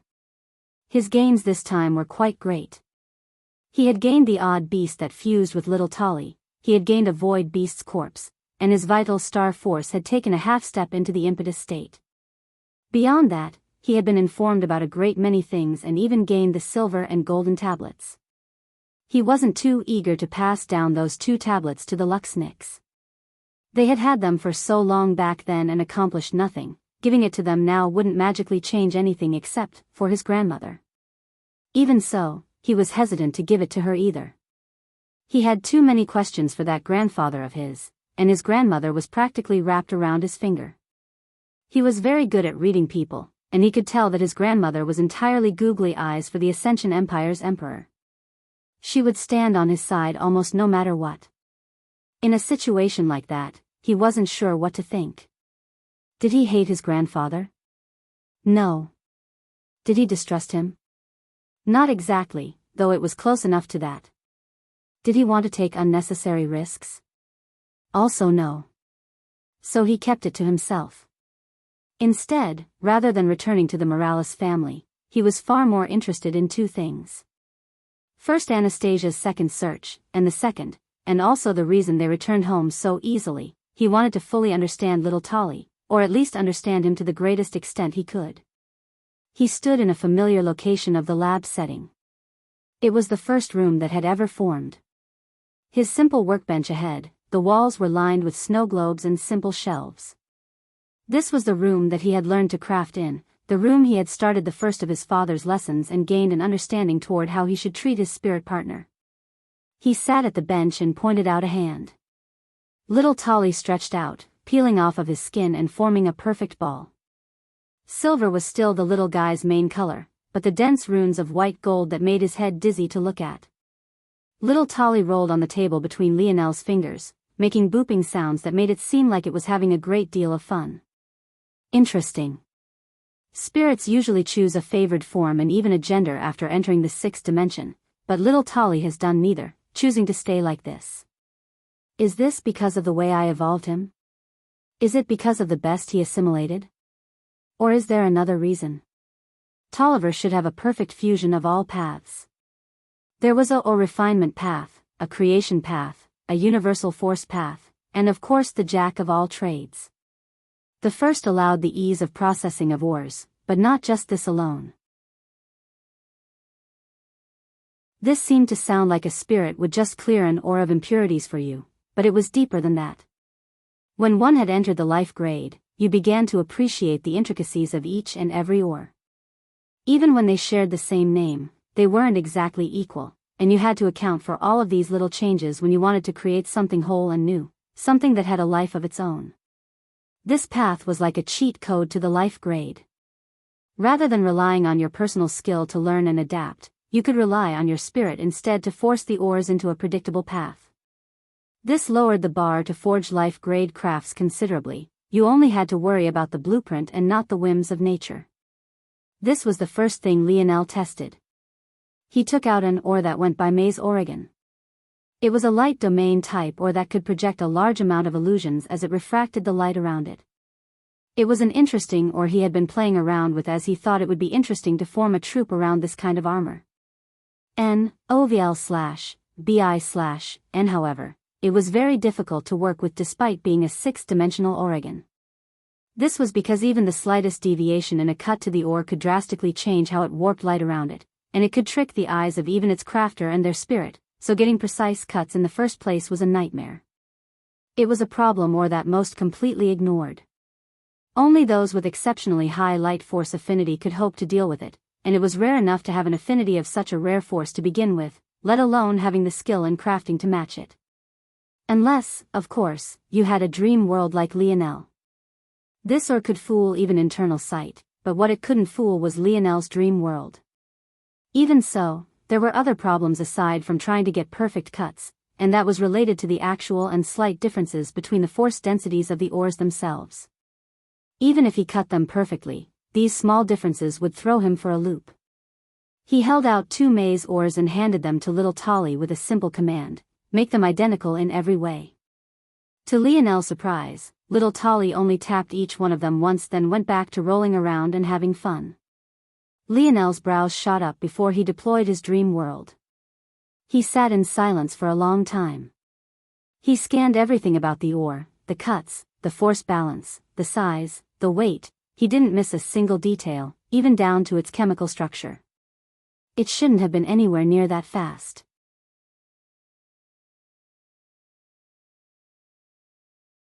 Chapter 2265. Published at 26th of October 2023, 11:05 and 9 seconds AM. Chapter 2265.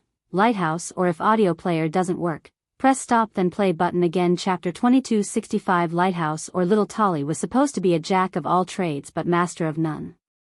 However, this speed was even faster than a true master of this purification path should have found possible. He didn't have much of a reference outside of what he had read in the Void Library, but he was certain of this. It wouldn't have been a surprise even if it took days, and the spirit in question should have had to swallow the ores first, process them, and then expel them, not just tap them once. Lionel knew that the beast would cause some great changes in little Tolly, and he even expected that the little guy would be more of a master than he knew. But this was greatly exaggerated.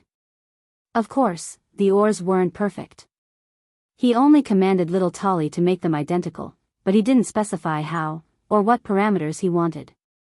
So, he assumed that the little metal spirit had chosen the easiest path, and not the path best for his army, but he didn't care very much. He took another ore. This one was another 6th-dimensional ore, and it was a vein type or that directly light force.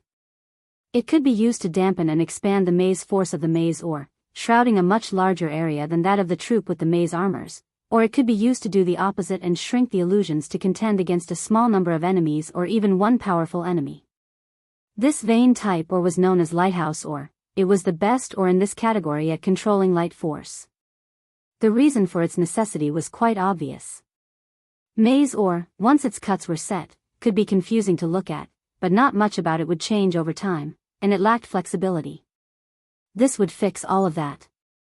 However, Lionel felt it would be better if they were the same ore, containing the characteristics of control and confusion. Of course, that was easier said than done.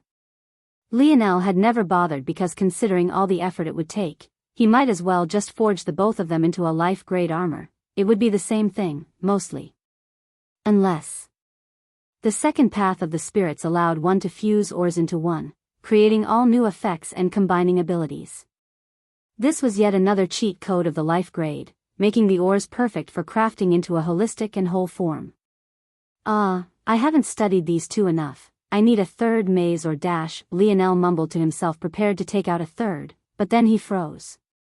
Little Tolly's white gold runes lit up and a maze or suddenly spit out from thin air. There was only the slightest fluctuation of force in the surroundings, as though the little one was pulling on something, and then it appeared, just like that, in a flash of light. Lionel reached forward, slowly picking the ore up. It was a maze ore, perfect and whole. He squeezed it and it was crushed between his palms. Everything about it was exactly the same, even the resistance. It wasn't an illusion at all, or else he would have sensed the dream force by now. He looked toward little Tolly. I need another. Little Tolly didn't think much, making a cute bloop sound and forming another. Lionel picked it up and he was completely shaken. This one was slightly different from the last one, and the last one was slightly different from the two that he had originally given little Tolly. I need a lighthouse, Oregon. Little Tolly sat in silence for a while, confused. Then, suddenly being enlightened, it reached forward and touched the lighthouse ore in Lionel's hand quickly, then pulled back, acting innocent before it flashed with light. A perfectly whole lighthouse ore appeared, slightly different from the one in Lionel's hands. Little Tolly didn't even seem to be struggling at all. N-O-V-L/ and Lionel immediately put the little metal spirit through a countless series of tests, pushing the little one to the limits, or so he tried. Nothing he did seemed to tire little Tolly out at all. He assumed that it was because he didn't go far enough, but this alone was shocking. Little Tolly could perfectly replicate ore at the 6th dimension and below without much effort at all. It was completely stonewalled when it came to higher ores, and it more so seemed like a yes or no switch rather than an effort switch.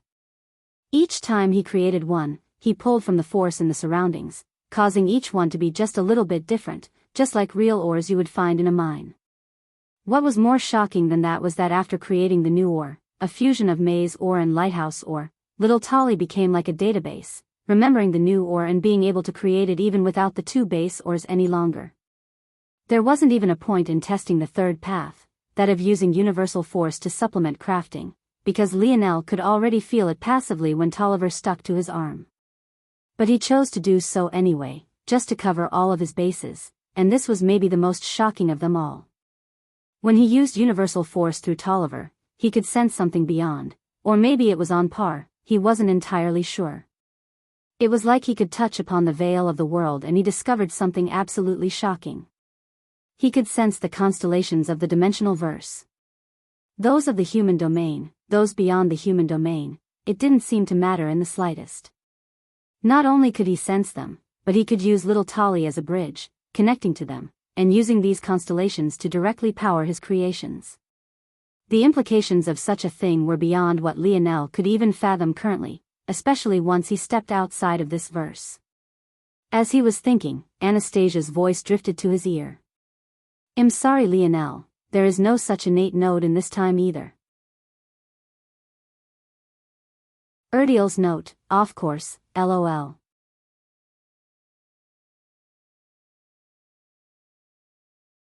Chapter 2266. Published at 26th of October 2023 11:05 and 8 seconds AM. Chapter 2266. A suit if audio player doesn't work. Press stop then play button again. Chapter 2266. A suit. Lionel fell into silence for a moment before he closed his eyes and exhaled a slow breath. When he opened them again, there was a resolute look within. The plan remained the same. Crush this dimensional verse into his fists as quickly as possible, open a path to the outside world, and if he was lucky enough to enter the impetus state before then he would forget about this matter. If he wasn't, then he didn't believe in the whole of wider existence there wasn't at least one such person. He didn't care how powerful they were, what their background was, if it would save Aina, he would do it. With me, Tolliver. Well, finish this within a day with your help. The sound of popping bubbles and bubbling water echoed. It sounded much more complex than the noises little Tolly usually made, and Lionel even felt that he could even somewhat understand the little metal spirit far better. While it hadn't seemed to mature exactly as he had expected, it had definitely still matured. Confidence and excitement radiated from Tolliver, and Lionel even felt like the metal spirit was a miniature version of himself, at least somewhat. Good. Lionel got to work. A day later, he stepped out from the lab setting, sharp-eyed and radiating a suppressive aura. The first thing he did was go and speak to his mother. After confirming that she had already formed the Golden Tiger lineage factor, he asked her to follow him. It was about time they returned to the Morales family and saw what the situation was. Not much time had passed. The time allocated for the mission within the zone should have taken years to finish, and the time dilation was, as a result, quite forgiving. Due to this, Lionel and his mother had only been inside for a few minutes. Overall, it was only a single day if his time spent crafting was. On that day, not only had he completed the final sets of armor for his demon troops, but he had also reformed his divine armors, again. "If you want to return to the Morales family, you can't wear that," Eleanor suddenly said as Anastasia set off. Lionel looked down at himself. His robes were decent enough, though not as elaborate as the ones he had worn to match Aina as they entered the air wars. But they were still decent enough. He had wanted to wear his sweatpants, but he felt that he should be a bit more mindful of his image. That said, he wasn't exactly in tune with the fashion sense of the wider dimensional verse, he just randomly picked something out. Now that he thought about it, it was Aina who had decided on their matching robes as well. He was much better at designing cool uniforms, but now wasn't the time for that. N.O/V.E-L-B-I,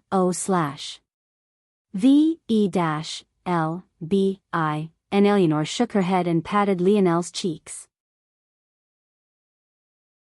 I didn't want to overstep my bounds before, but I won't let anyone stop me from being a mom now, not even you. She waved a hand, and a white robe appeared. Lionel's expression became a bit weird. Why white? It wasn't that he hated the color, but he would prefer something bolder. What about black and gold? A nice gray and blue also sounded nice. Don't doubt your mother, little lion. Now come, strip. Lionel's face became weirder. What are you doing? Hurry up now, I haven't got all day. Lionel coughed and stripped off his outer robes. He wasn't a shy person, and had gotten into his fair share of wild battles that had practically left him entirely naked. But for some reason he felt a little uncomfortable standing in front of his mother in his boxers. Eleanor looked at his body and nodded, patting her own shoulder as though she had done a great job. Lionel's physique had already been exceptional ever since he entered the fourth dimension. He had gone from an elite athlete to a man that seemed more like a fitness model than anything else. But now, whether it was in vascularity, leanness, or definition, he was levels above. She threw a pair of white pants and robes at Lionel. When Lionel caught them, he felt that the material was incomparably soft, almost like silk and clouds had a baby. On top of that, looking a bit closer at more than just the color, there were faint patterns of a gray so subtle that it almost looked white as well. But together, the subtle embroidery made it look quite noble and elegant. When he put them on, he was actually quite satisfied. The material even made his force flow with a smoother cadence. He made a mental note to study up on fabrics and how he could incorporate them into his crafts. His father's teachings had sewing lessons, but he hadn't applied them anywhere but the beast skin armors he had made for his companions during the Void Palace True Selection. However, his mom didn't seem to be finished. She had yet to help him accessorize. By the time Lionel was done, he was wearing a golden chain around his neck and wrist, the latter of which was just barely hidden beneath his love sleeve, and the former of which was just as subtle beneath his collar. His hair was slicked back in a formless gel that he couldn't even feel, and he actually wore shoes for a change. His white suit with faint gray embroidery reminded him of an Indian-style suit, a Jodhpuri if his memory hadn't failed him. As for his mother's nods of satisfaction, they were even more exaggerated. Now, your father's glasses, Eleanor commanded. Lionel froze, but his mother's tone didn't seem to leave room for negotiation. With a deep breath, he slipped them on, and Eleanor beamed. There's my little lion. Go on now. Lionel shifted the crystal-framed glasses on his face and then stepped out, a vibrant violet color in his eyes. When he stepped out, he found the Morales family in chaos.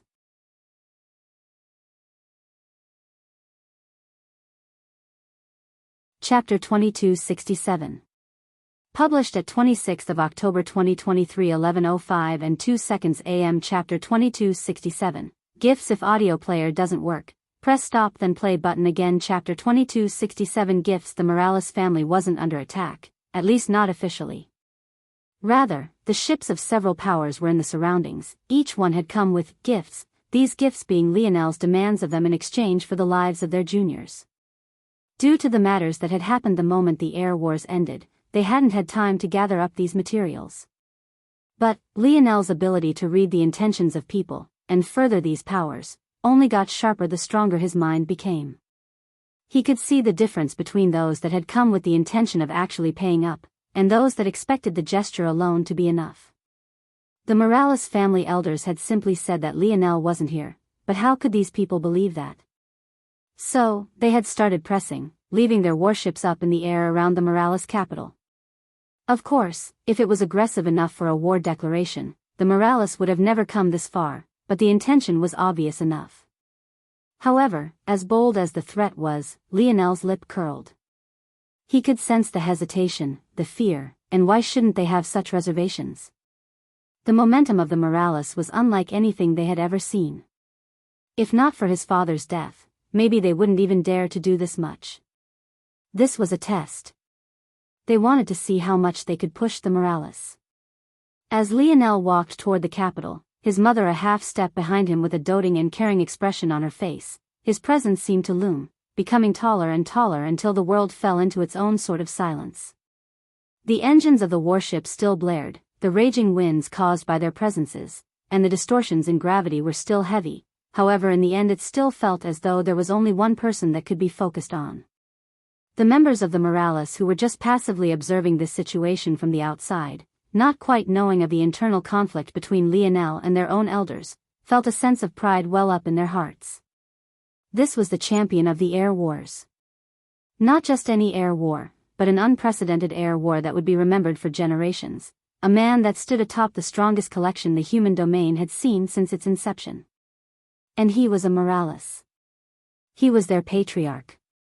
The will of the Morales seemed to solidify, and the flickers of their constellation in the sky dimmed the momentum of the surrounding families considerably. The faces of their messengers fell. Never did they expect that the appearance of just one person would have such a profound effect on the situation, but they steeled their hearts. They had already expected much of this, though not all of it. It was the reason for their partial caution in the first place. But even so, they still represented the whole of the human domain, and even the Suyard family and the spirituals' religion had suffered at the hands of Lionel, not to mention the Omen family. 3 organizations and families, all on the same level as the Morales, had come for compensation. No matter what the future of the Morales looked like, it was still the future and not the present. It was impossible for them to have taken full benefit from their constellation and new lineage factor already. This was their best chance to suppress them. The so-called messengers were all among the strongest these families could call forward without sending their ancestors. If they sent their ancestors, it would have a much different connotation, and they didn't want to take that step just yet. Instead, they sent the very strongest of their 7th-dimensional elites. The constellation families, the constellation Biyao alliance, the Suyard, the Omen, the spirituals' religion, but they were just the beginning. Once again, the smaller families became a pawn in the game of the big wigs, countless smaller 7th-dimensional families, and even a minority of 6th-dimensional families, appearing as well. They all had the intention of stepping off their ships and questioning Lionel directly, but the latter waved a hand. Novi LB/1 All of a sudden, the strength of the world trembled and their ships were locked in place, all of the force arts no longer responding to their call as though they were cut off from the laws of the world. Guests should wait to be invited in. You wouldn't want to be rude, right? Lionel asked lightly. The messengers froze as Lionel strolled into the planet-swallowing palace of the Morales. Within, the elders were in heated discussion. They hadn't even gotten time to implement many of Lionel's changes before this happened. They all realized they hadn't improved nearly enough yet. While their pride wanted to fight it out with the rest of the human domain immediately, the cost of this was heavy, especially since they had already sent much of the evacuees back to their homes due to Lionel's orders. If not for Lionel's almost blinding presence, they wouldn't have even noticed someone enter, something that was a hint embarrassing. Some found themselves subconsciously exhaling when Lionel appeared before catching themselves. Since when had they trusted this brat so much? He hadn't proven anything but how rude he was. Lionel scanned the region, but the Overlord was nowhere to be seen. Ancestor Isa and Ancestor Alvaro seemed to have taken over the proceedings, but because the other families hadn't sent any ancestors, it would be a sign of weakness if they took direct action, so they were trying to find some workarounds. Seeing Lionel, the two had their own complicated set of reactions, but in the end, they exhaled. Patriarch. They greeted at the same time. Of course, they weren't unduly respectful.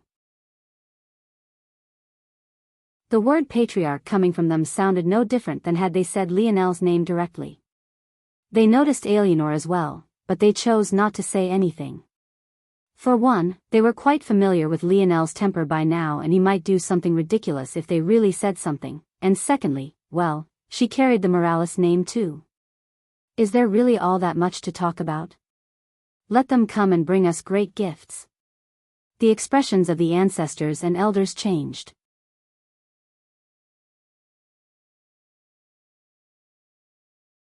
Chapter 2268. Published at 26th of October 2023 11:04 and 54 seconds AM. Chapter 2268. Junior Ancestors. If audio player doesn't work, press stop then play button again. N-O-V/EL/B/1 N. Chapter 2268. Junior Ancestors. The elders were truly stunned by Lionel's words. Their first assumption was that Lionel didn't understand what he was talking about, lacking in too much experience to see what the problem was. Take, for example, two individuals of vastly different standings, one of which was a man of average class and fit well amongst the common people, and the second of which was a noble existence, an emperor or king, even. Would the man of average class be able to make a deal of equal with the king?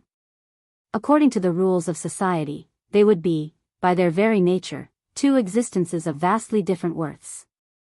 Making a deal of equals first necessitated being equals in the first place.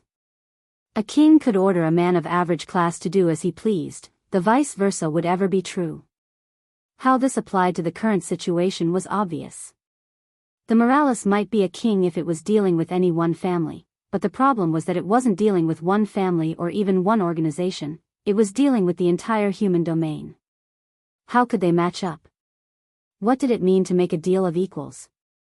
It meant that if one party should default on their word, the consequences the opposing party could force them to pay would be too great for them to ignore. This would force both parties into upholding their word. What could a man of average class do to a king? And in this situation, in an exchange of life for treasure, if these families defaulted on their words, they would lose one genius, true enough. But they would also be able to gain a reason to retaliate in kind. But what about the Morales? If Lionel didn't follow through, then he would bring down the wrath of the entire human domain on the Morales. This was fundamentally not a deal of equals. So when Lionel spoke of just accepting the gifts, it sounded like a joke, like a peasant trying to force the hand of a king to give him treasures for doing something easily within his power. However, Lionel didn't seem to notice their reactions at all. He walked forward, taking his seat at the helm, his mother standing to his back, though only for a moment. At an unknown time, a flash of green surrounded Eleanor and she vanished into thin air as though she had never been there. It was impossible to tell if she was still behind Lionel, or if she had gone off to some other place. Lionel smiled. Ancestor Isa, Ancestor Alvaro, I'll have to ask you two to leave. Our guests have only brought forward seventh-dimensional experts. It would be beneath your station to appear here, no? Leave this matter for a junior like me. The eyes of the two ancestors flickered. Lionel's words just now was probably the nicest thing he had ever said to them. Well, it was at the very least not as rude as the usual. But it was clear what his intentions were. If they really left, then what happened from here on would be dictated entirely by Lionel's temper, and they didn't know if they could trust such a thing. However, what they didn't expect was that they wouldn't get a chance. Lionel tapped a finger subtly after he spoke, and the world's power descended. In the eyes of others, it looked as though the two had disappeared under their own power. The other ancestors looked toward one another and one by one, they too vanished. Lionel radiated a confidence that left the remaining elders a bit stunned. In the end, they too took deep breaths and found their positions, taking a seat. Elder Chris. A middle-aged woman with a stern face and short-cut hair stood immediately. Yes, Patriarch. Lionel tapped his armrest for a moment, in thought. Do we have any promising youths in this coming generation? Elder Chris was one of the head commanders of the Divine Guards and also one of the strongest among the peak seventh-dimensional Morales. For those like this, the Morales had their own unique names for them, and they called this group of elders the Junior Ancestors, though there was nothing junior about them at all. She would be among the best in knowing what promising youths there were, at least in combat. The Morales had yet to get used to the fact that the Spear Domain lineage factor and the Metal Synergy lineage factor had now become one. Among the post-Nova generation, there are indeed a few good seedlings, she nodded in affirmation. Pick one, call them here, Lionel said. Her gaze flickered, but Lionel had already moved on. Elder Arya. Yet another older woman stood, straight and tall. She didn't look nearly as stern, but there was still a hint of authority between her brows.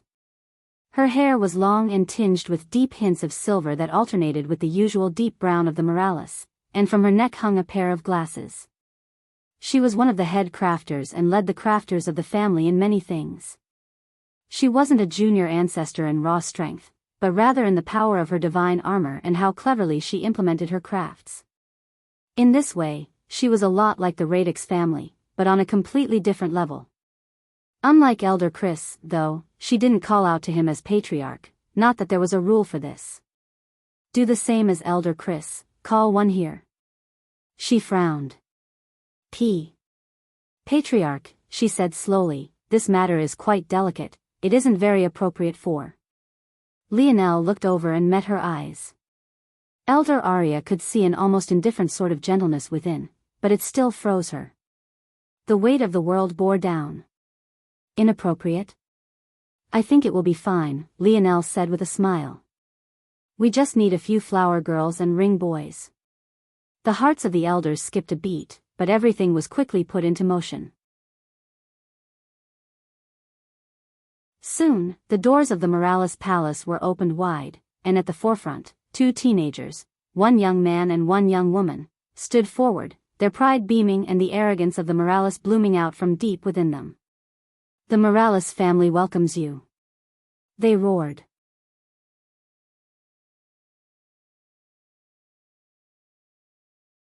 Chapter 2269. Published at 26th of October 2023 11:04 and 50 seconds AM. Chapter 2269. Guessed if audio player doesn't work, press stop then play button again. Chapter 2269. Guest Tommy Morales. A bright spark of the Spear faction and a young man of 15 years old with a pair of eyebrows that looked like a flare of fire. His face was just as stern as his instructor's, but the hints of immaturity on his face were clear, but it carried a vibrancy of youth. Nora Morales. A bright light of the crafting faction, she too was 15 years old, and she had an interesting style herself. Her metal spirit held her hair up into 2 ponytails. It couldn't help but remind Lionel of a certain faction leader from Valiant Heart Mountain. She too used her fire spirit to hold her hair up. It exhibited quite a level of control. But Lionel only smiled when he saw this. Though it was well hidden, he could see a special fabric and clip separate Nora's hair from her metal spirit. It was clear that Lionel was still one of the very few, if not the only one, in the human domain that dared to touch his metal spirit directly. Even so, it still took quite a bit of control to stop her metal spirit from eating through the metal and getting at her hair, which was worthy of a great deal of praise. Together, they were 2 of the brightest stars of the next generation. Considering their age, it wouldn't even be much more than 5 years before they were meant to participate in the air wars, but the timeline wasn't on their side this time around. The 2 held up their spears and slammed their butts into the ground, a soaring spear force coming from them. It was quite weak. You couldn't expect much from 5th-dimensional existences like them, and yet. The constellation in the skies appeared once again. Their strength soared, from the 5th dimension, to the 6th, and from the 6th, the 7th, but by the time their spear force reached the height of the surrounding battleships, they sang like a pair of dragons and phoenixes. Shaken, the various family messengers entered the hall one by one.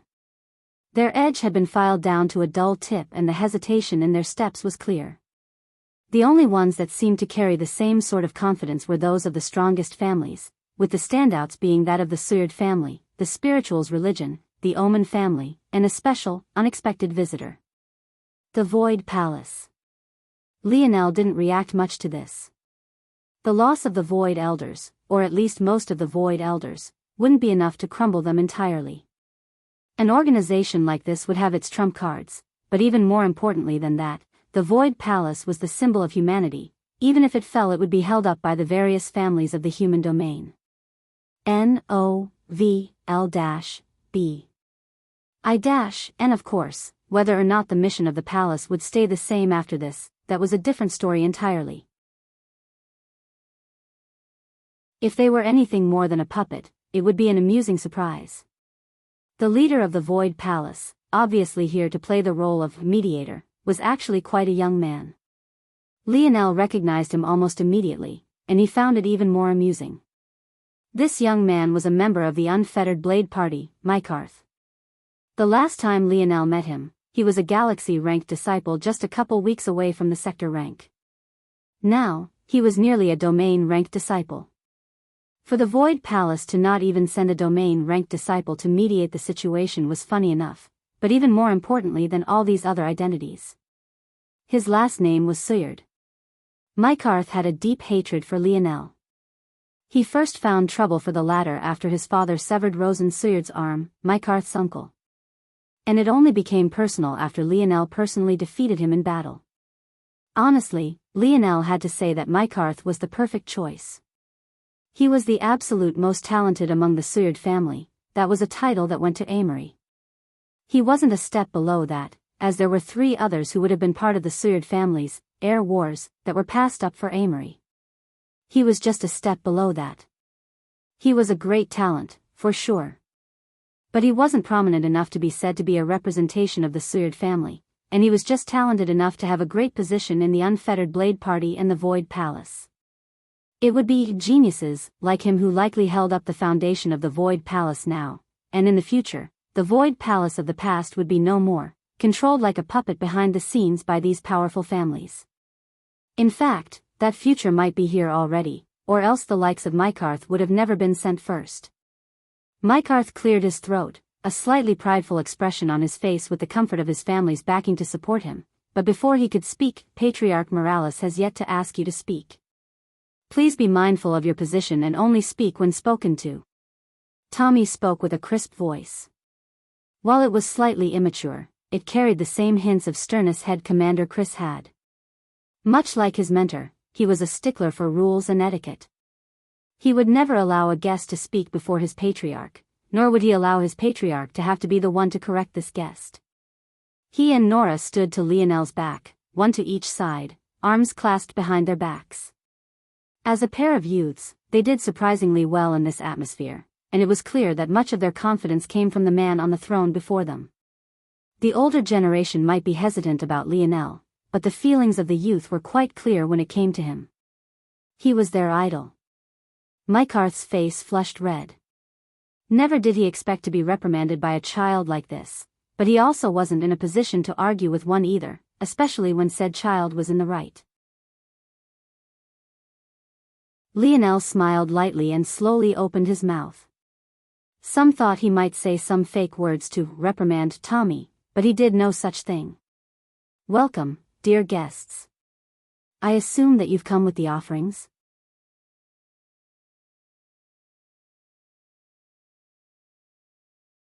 Chapter 2270. Published at 26th of October 2023 11:27 and 27 seconds AM. Chapter 2270. What cost? If audio player doesn't work, press stop then play button again. Chapter 2270. What cost? Lionel's words were grating on the ears. Offerings? It was like he was implying that he was a king and they were his servants come to pay the taxes for a year out of a faint hope that he might give them enlightenment.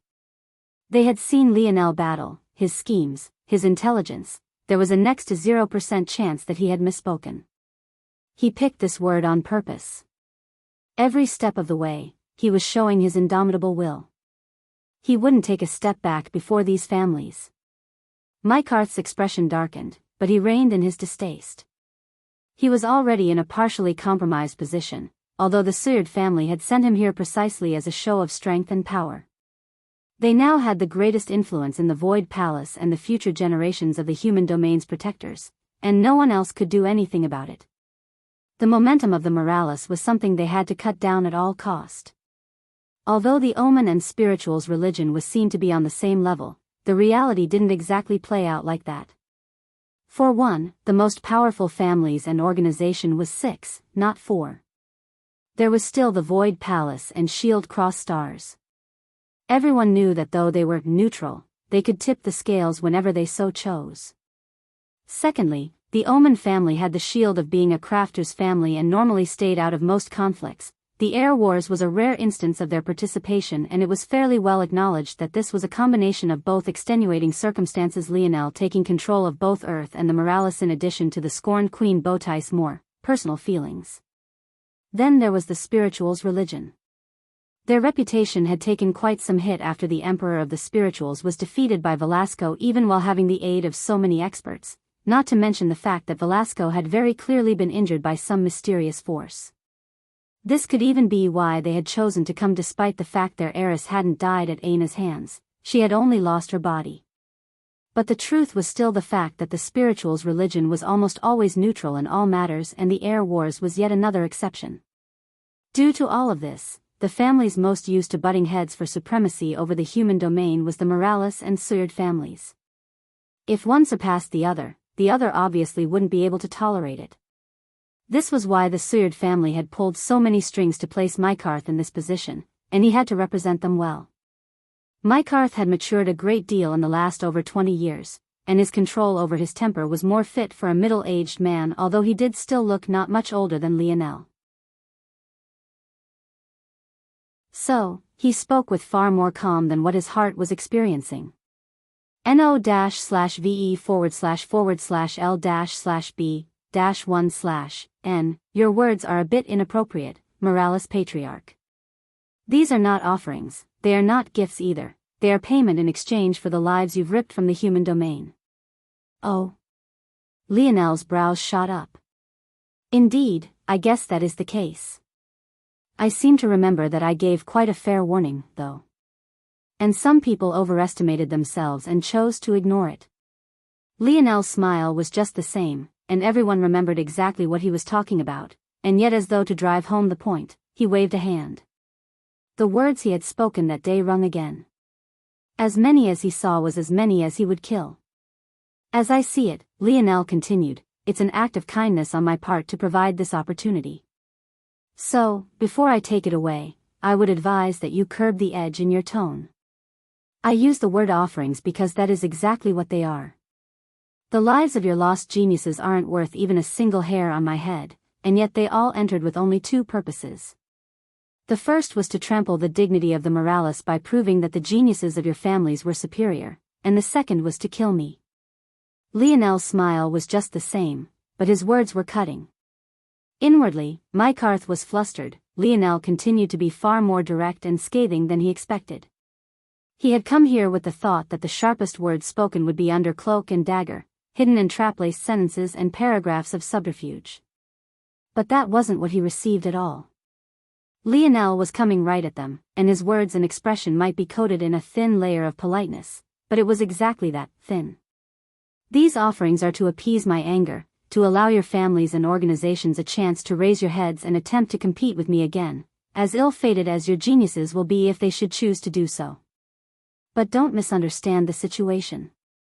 The power to return their lives to you lies in my hands and my hands alone. The choice to use said power lies in my hands and my hands alone. Do you understand? Lionel's emperor's charm was so imposing that Meikarth almost cracked, involuntarily mouthing the word yes.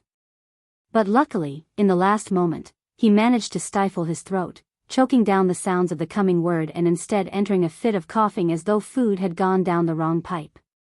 Now, I'll repeat myself for the only time today, Lionel's smile beamed. Dear guests, I assume you've come with the offerings? A silence fell. The elders of the Morales had mixed reactions, though they were sharp enough not to show it on their faces. Many felt a bone-deep satisfaction, many more felt that the end of the world was coming, and even those that did feel satisfied began to tremble inwardly afterward, experiencing what one might after an extremely greasy meal. It was delicious, but at what cost?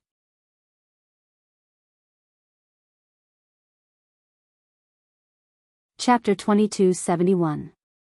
Published at 26th of October 2023 11:27 and 23 seconds AM. Chapter 2271. A proud Suyard. If audio player doesn't work, press stop then play button again. Chapter 2271. A proud Suyard. Meikarth no longer knew what to say.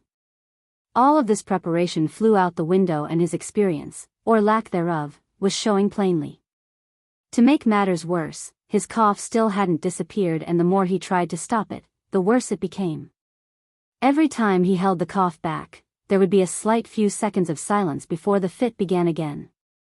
He was making his own situation worse and worse by not allowing it to see itself through to the end. It was when the situation seemed unsalvageable and his face was as ripe as a tomato that a young man stepped forward. This young man was handsome, almost too handsome. It reminded Lionel a lot of Y's Star Order in that regard. His hair was a flickering bluish-gray that shone more like light than filaments of hair, and his eyes were a dreamy sort of violet, not pale like Lionel's, but rather cool in hue and deep in resonance. It was easy to get lost in them, and it was only made more potent by the fact this violet faded to sky blue near the edges of his irises. It was clear with a single look that this man was a spiritual, or at least half of one. He was the representation of the spiritual's religion, Ivan, a powerful junior ancestor himself and the backup plan in case Mykarth fell flat on his face. However, before Ivan could even speak, Lionel held up a hand. A law of sorts seemed to bind Ivan's mouth. He could still move freely, but even when he moved to clear his throat no sounds came out. It was as though he had been made a functional mute. "Forgive me, but I'm still in the middle of grieving. If a spiritual speaks in my presence right now, I can't promise I won't kill them," Lionel said lightly. His tone was far more somber and light than it had been previously. The edge of cheeriness and carefreeness had vanished, and even without saying it in so many words, the position of the spiritual's religion became precarious. They were supposedly the neutral party, but the race they worshipped had acted against the human domain. This was an undeniable fact. Velasco was clearly a man that could hold up the skies, and yet the spiritual emperor had come to attack maybe their greatest hope, at least that was how the smaller families saw it. The situation was going from bad to worse, and even the Morales elders were beginning to fidget in their seats. The only ones who seemed emboldened and prideful were the two youths to Lionel's back. They were beaming, feeling intoxicated by the prowess of their patriarch. And that was exactly why they were here. All of these messengers were so focused on Lionel and the two youths that had humiliated them that they couldn't catch on the micro-slips in the expressions of the Morales elders. However, the situation was only becoming more and more tense. Lionel didn't seem like he had a plan. It looked as though he was just venting his frustration. But even if it made him feel good for now, what would they do afterward? A man cleared his throat. This was of the Suyard family, dressed in silver robes that radiated a sword light when reflecting the sun in just the right way. "Excuse me, Morales Patriarch, but I believe that the spirituals race is the only one that didn't take advantage of our situation to attack. It's a bit inappropriate to treat them like this, no? Also, the spiritual religion is quite misunderstood. They do not worship spirituals, but rather their way of life, their oneness with nature, their balance with the elements. It is not the same as worshipping the race. And even if they did worship the race, I do not believe it is as big of an issue as the patriarch makes it out to be. There are many half-spirituals in our lands, but have you ever seen any half-nomads? Or half-dwarves? Or half-rapaks? The spirituals are the one race that do not treat us as lessers, but rather as equals enough to be life partners and mates. I cannot speak to why that spiritual chose to attack Hero Velasco. I do not wield that kind of power, nor do I claim to understand the thoughts of ancestors.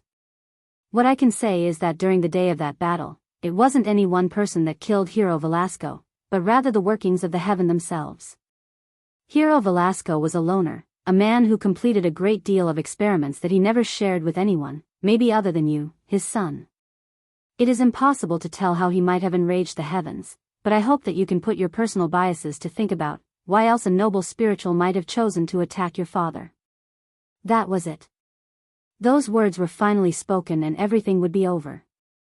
The elders of the Morales were quite sharp people. They could see the willingness to die in the man's eyes. He was old and wrinkled, even more so than the overlord had been when he first appeared before Lionel. He might not live for more than a few more months or a couple of years even if he was able to walk out of here. But speaking these words alone was what he had needed to do. Lionel would lose his temper, maybe even kill all those here using the power of the Morales. Once he had spoken out this sentiment, it would boil and fester, and soon the title of Hero Velasco he had used to soften Lionel's position so that the latter would allow him to finish would become nothing more than a joke. Suyard could already sense it, the shifting tide, the skepticism of the smaller families he had brought with him, and even the faint anger radiating from the elders of the Morales. His mission was complete and he could finally close his eyes, a proud Suyard. N-0ve1bn that he did. He closed his eyes and waited for Lionel's strike, a smile of pride on his face no weaker than that of the children to Lionel's back. He was a Suyard of the sword. He would die with his back straight, a smile on his face, and a hand on his sword. His hand slowly reached up, gently descending toward the hilt he had known all his life.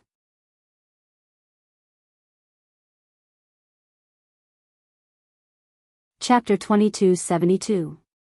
Published at 26th of October 2023 11:27 and 21 seconds AM. Chapter 2272. No? If audio player doesn't work, press stop then play button again. Chapter 2272. No? Locke's hand missed, swinging at the air. He was inwardly stunned, so much so that he opened his eyes.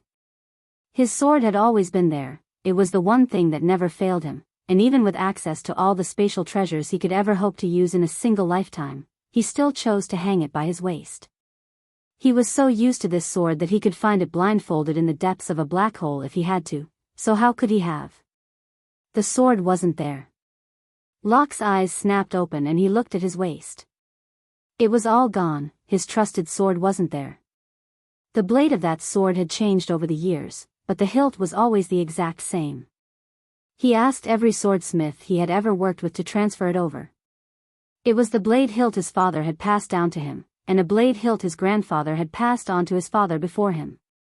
This was tradition of most of the Suyard. They didn't believe in keeping the same blade all your life. That wasn't being a swordsman, that was being stupid. No one could deny the strength of a weapon and how much it aided your combat prowess. It wasn't an exaggeration to say that this sword hilt was as important as his entire lineage to him. The only reason why he had even brought it when he expected to die was 1, because it gave him courage, and 2, because he believed that the protective measures Mykarth had with him would allow him to bring the sword out. But now, Locke looked up to find that the sword was in Lionel's hands, being lightly swung with a grace he didn't think should have been possible for a spear master, and that Lionel was. There was no denying that his spearmanship had surpassed even more of the elder generation, but the sword didn't look out of place in his hands at all. I've always found swords to be interesting. If it wasn't for the fact the weapon of a man I killed when the metamorphosis first descended upon Earth was a spear, I might have actually picked up a sword first. Though. Lionel swung the sword again. Maybe not, I was also quite a prudent and calculated fighter back then. I would have probably concluded that a layman like myself would do better with a longer stick. Better chance of not dying, and all. Lionel looked up with a smile. The sword rang and the echo of sword force manifested with almost too much ease. It was sharp and powerful, though silvery white unlike his spear force and his bow force. However, it was 7th dimensional. That's the kind of person I am, Lionel continued. I like to be prudent, cautious, I like to calculate out every step, and while that wasn't the case in the past, I no longer hesitate to kill. I find that doing so is a waste of my effort, trying to figure out the worth of a life, who deserves to live, who deserves to die. It's all very tiresome. And not to be rude, but if I can't figure it out, all of you most certainly can't. Your plan is filled with far too many loopholes. Send the bushy-eyed youth forward first, let him stumble. Then, attempt a save with a person you were quite certain ID never let speak, before you follow through with your real plan. And it's even better for the Suyard, isn't it? After all, it would be your real representation and not this pseudo-representative doing the speaking, right? And then what? You would use the rage I showed as an excuse to attack. Maybe if try to rope me and my Morales family in with the demons like you did the Silver Empire and find an excuse for Shield Cross Stars and the Void Palace to act too, is that it? The silence was palpable, but Lionel didn't seem to need to bounce his ideas off of anyone. At the same time, you'd have something to tell the masses. Hero Velasco was just a joke of a man who experimented with what he shouldn't and brought down upon himself the ire of the gods. The spirituals and the other races weren't attacking the human domain at all, rather they were just doing their best to stop Velasco from bringing down the wrath of the gods upon you all, right? They weren't cowardly scum at all, in fact they were trying to save everyone. And the cherry on top was that maybe if Hero Velasco had shared his research, and spread the truth of how he had grown so powerful so quickly, and how his wife and son seemed to do the exact same, then none of this would have ever happened. Everyone could have resisted the gods together, and rather than striking down Hero Velasco, you could have worked together to fight against the oppression and lead the human domain to a brighter future. Lionel tapped the sword with his other hand, running his finger along its blade toward its hilt. With every inch that he passed, the blade crumbled. It looked as though it was being burnt to ash, and yet there was no heat in the air at all. It was like Lionel had simply commanded it to crumble, and it heated. Locke's chest constricted as his treasured sword was suddenly left with nothing more than its hilt. Lionel spun it in his hands, letting it land on the tip of his finger as it continued to spin. Is that all about right? It's a pretty stupid scheme if you ask me. It lacks any sort of cleverness or flair. It relies entirely on the ignorance of the people to the truth of the situation, and even relies on your own ignorance as well, not that you care very much to correct whatever those misconceptions were. Lionel caught the hilt in the air and his smile vanished. He didn't do anything, but those messengers that were present suddenly wanted to fall to their knees and plead for mercy, the weight on their souls nearly crushing them. You've all miscalculated, though, unfortunately. You can all return. I think the purpose of this meeting is over.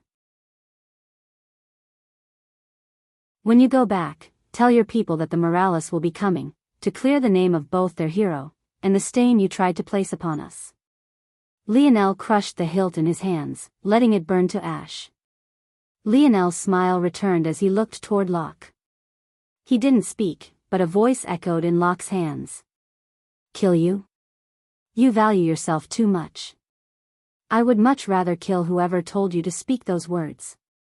It would be much more interesting if you were alive to see your treasured Seared family burned to the ground, no? N/O/V. Epsilon L B/-1/N.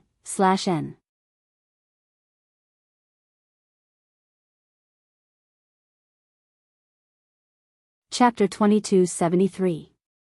Published at 30th of October 2023 6:39 and 39 seconds AM. Chapter 2273. Much better if audio player doesn't work. Press stop then play button again. The silence was palpable. No one knew what to say. How correct were Lionel's words? 100%. How much did saying it aloud change?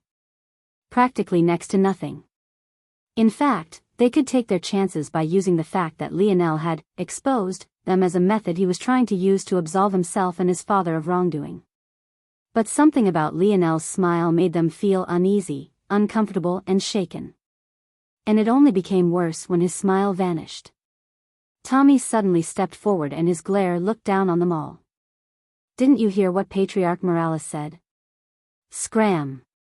His words, as though they carried mysterious powers of their own, blew the envoys out of the large double doors.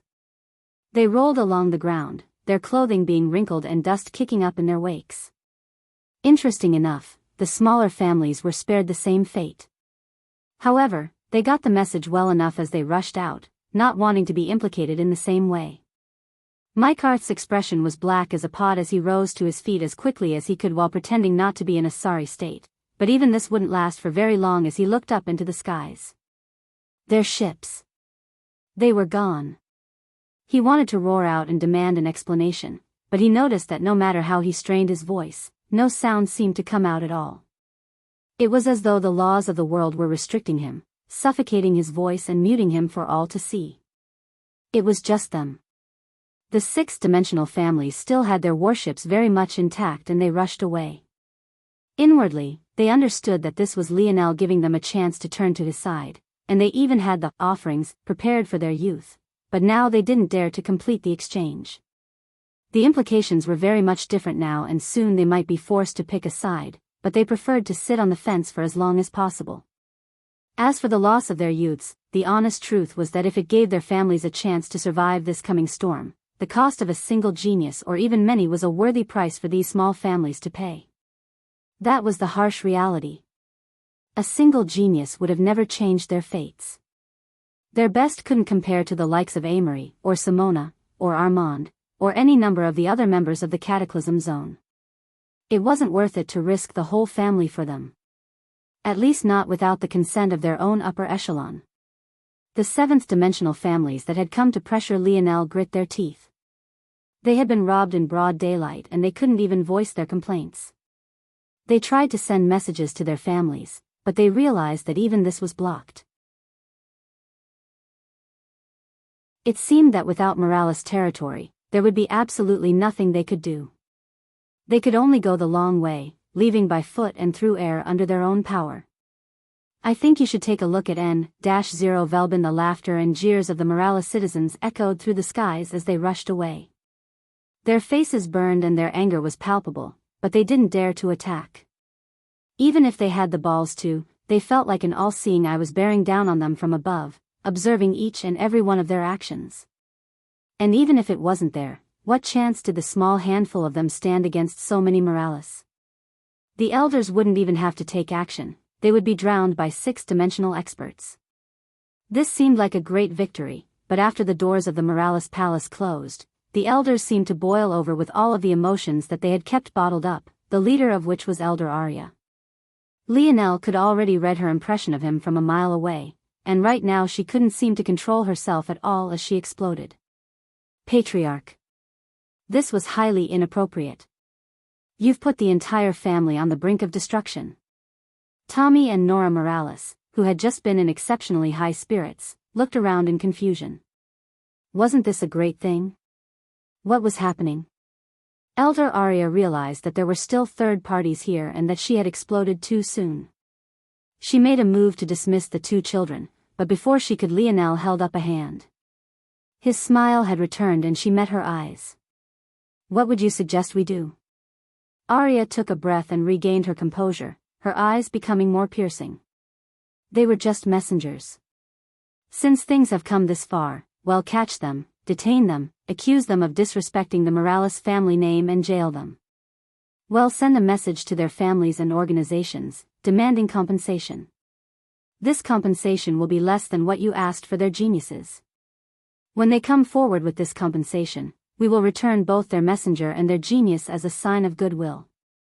To the public we will appear both strong and magnanimous, while politically, we will sow more relationships than enemies. It will fix all of this. The elders fell into silence and Lionel even saw many of them visibly relax. This was an excellent plan, and a win in all directions. It was the kind of plan their patriarch should have been the one to come up with, but there was a reason they were a council. Their patriarchs were often young and needed guidance, their help would fix everything. Even Lionel's brows rose up, and in the end, he happily laughed and even clapped. That is very much not the response I expected, Lionel said cheerily. I thought that your solution would be to have me step down and give the excuse of grieving to deal with this situation, but I must admit that I was wrong. I apologize, Elder Arya. Elder Arya snorted. What a joke. Even if she wanted to do that, it would make the Morales look weak to have their patriarch step down due to the pressure of other families.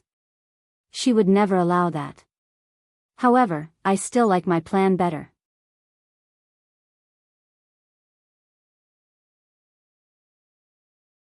Chapter 2274.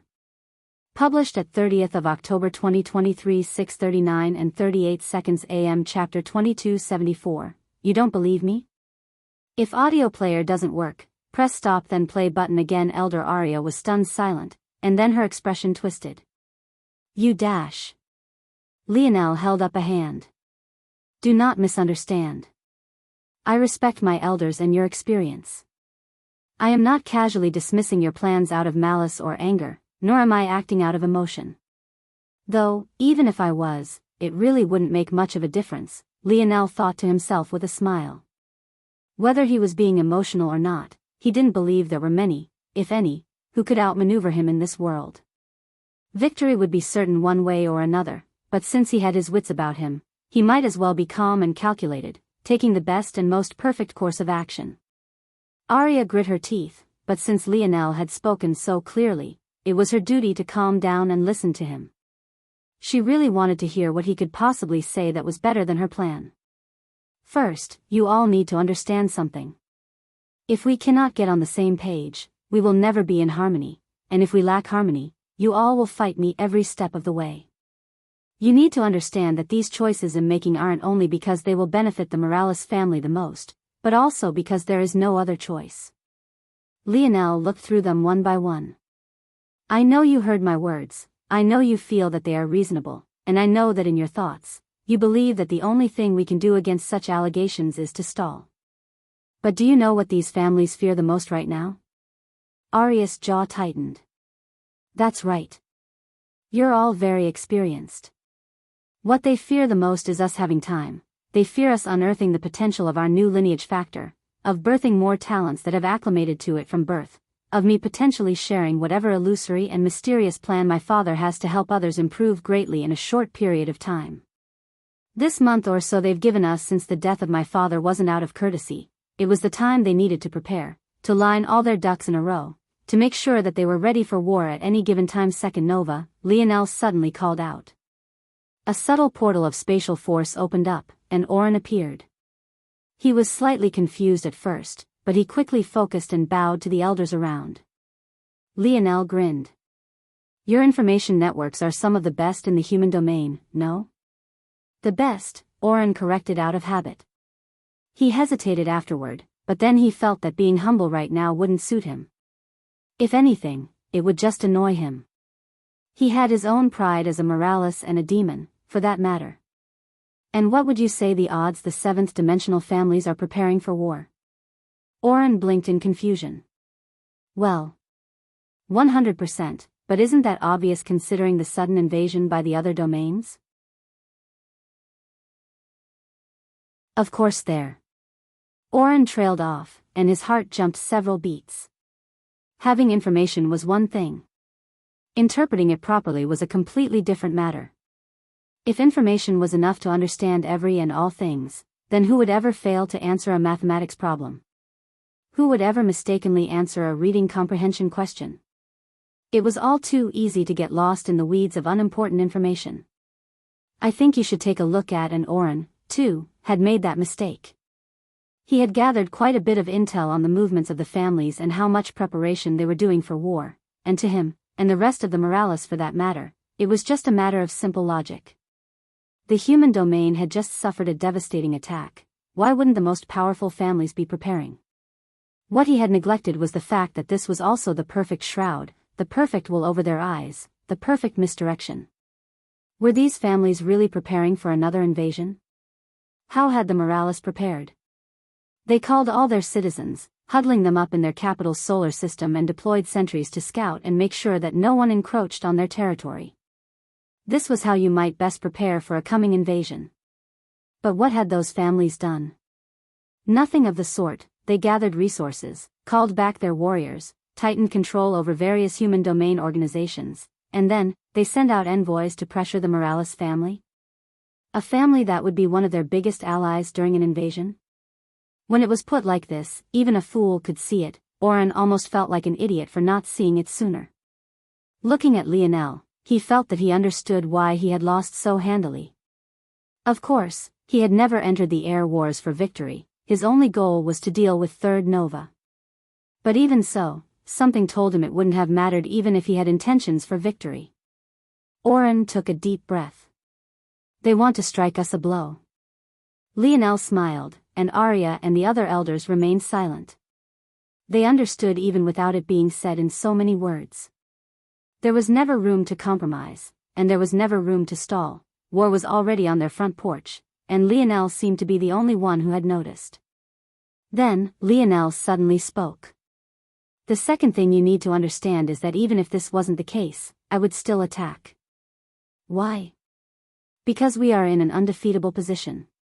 The elders frowned. No? You don't believe me? Lionel waved a hand, and countless runes appeared in the air. The elders suddenly felt light as air, as though they could run at double the speed. But then they suddenly felt as heavy as boulders, their arms and legs not moving like they wanted them to.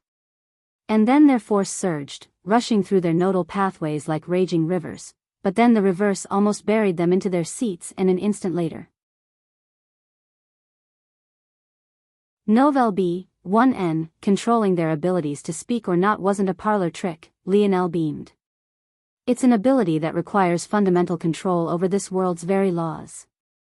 If they step within our borders, they die. This was already shocking enough, but this wasn't what Lionel was banking on at all because he felt they still didn't understand exactly what this meant. Instead, he had something they would understand with far greater clarity.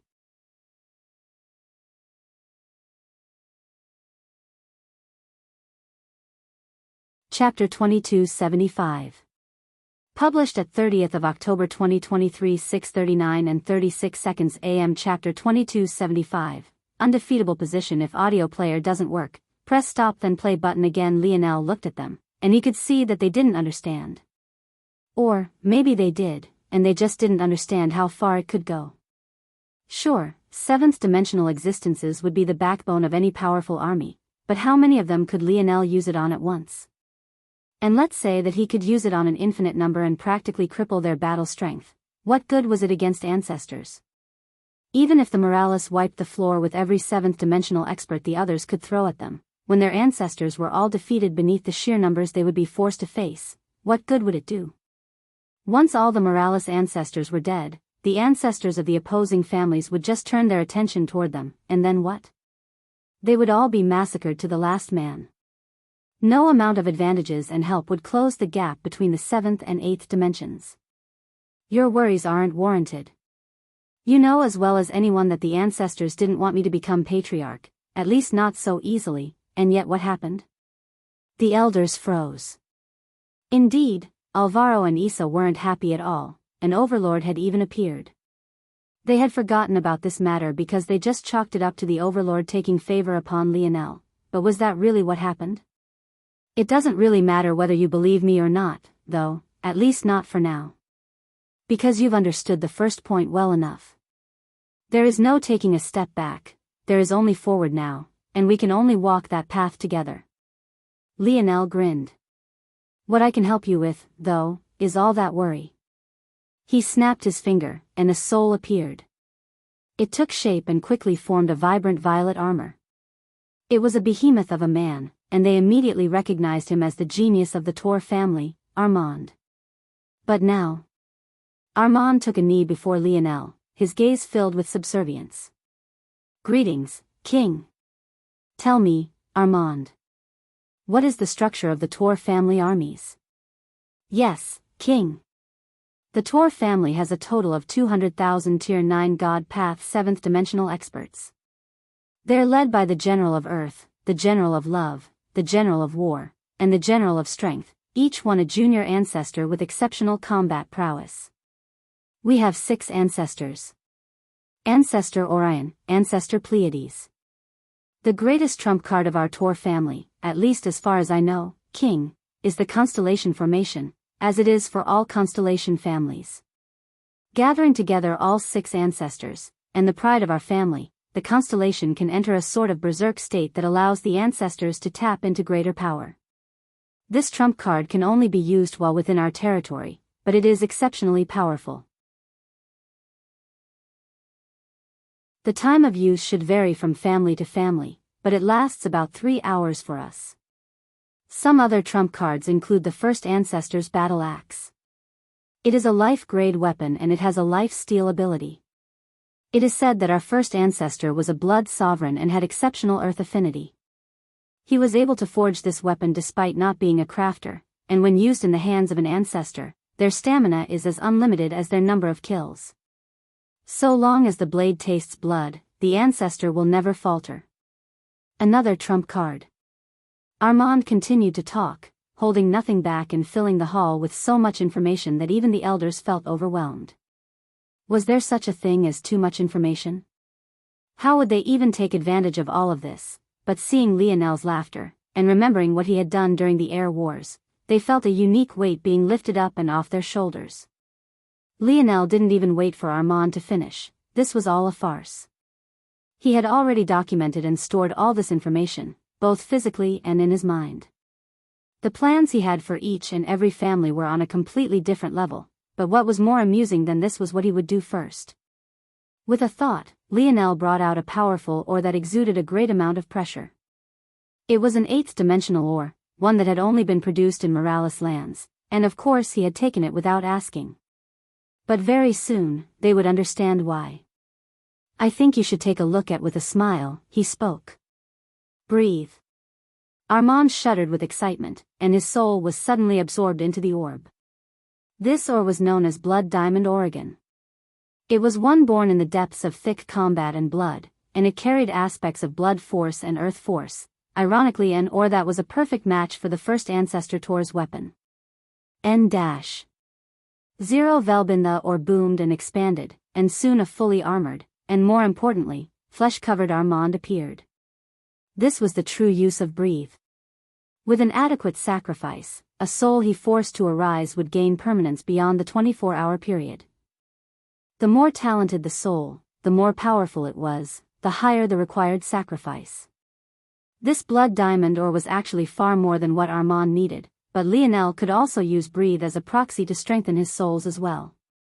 When the process was complete, he could decide the new construction's level of autonomy. If he wanted its growth potential, he would have to give it more autonomy. If he wanted its immediate strength and complete loyalty far more, then he would restrict its autonomy. Though, he could change these matters later so long as he did it within a certain time frame. And of course, he had chosen to restrict Armand's autonomy.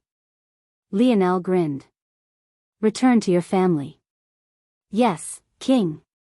Armand rushed away without even glancing toward the Morales ancestors. Lionel beamed, raising up the silver tablet. I can resurrect people with this tablet and they'll be complete and whole. Or, I can resurrect people with a sacrifice and my strength, in which case they'll be completely under my control. I think you've all forgotten. I meant it when I said we are in an undefeatable position. No matter how many below ancestor level brothers and sisters die, so long as they are a Morales, I can bring them back. The Morales elders were beyond shaken for the final time that day.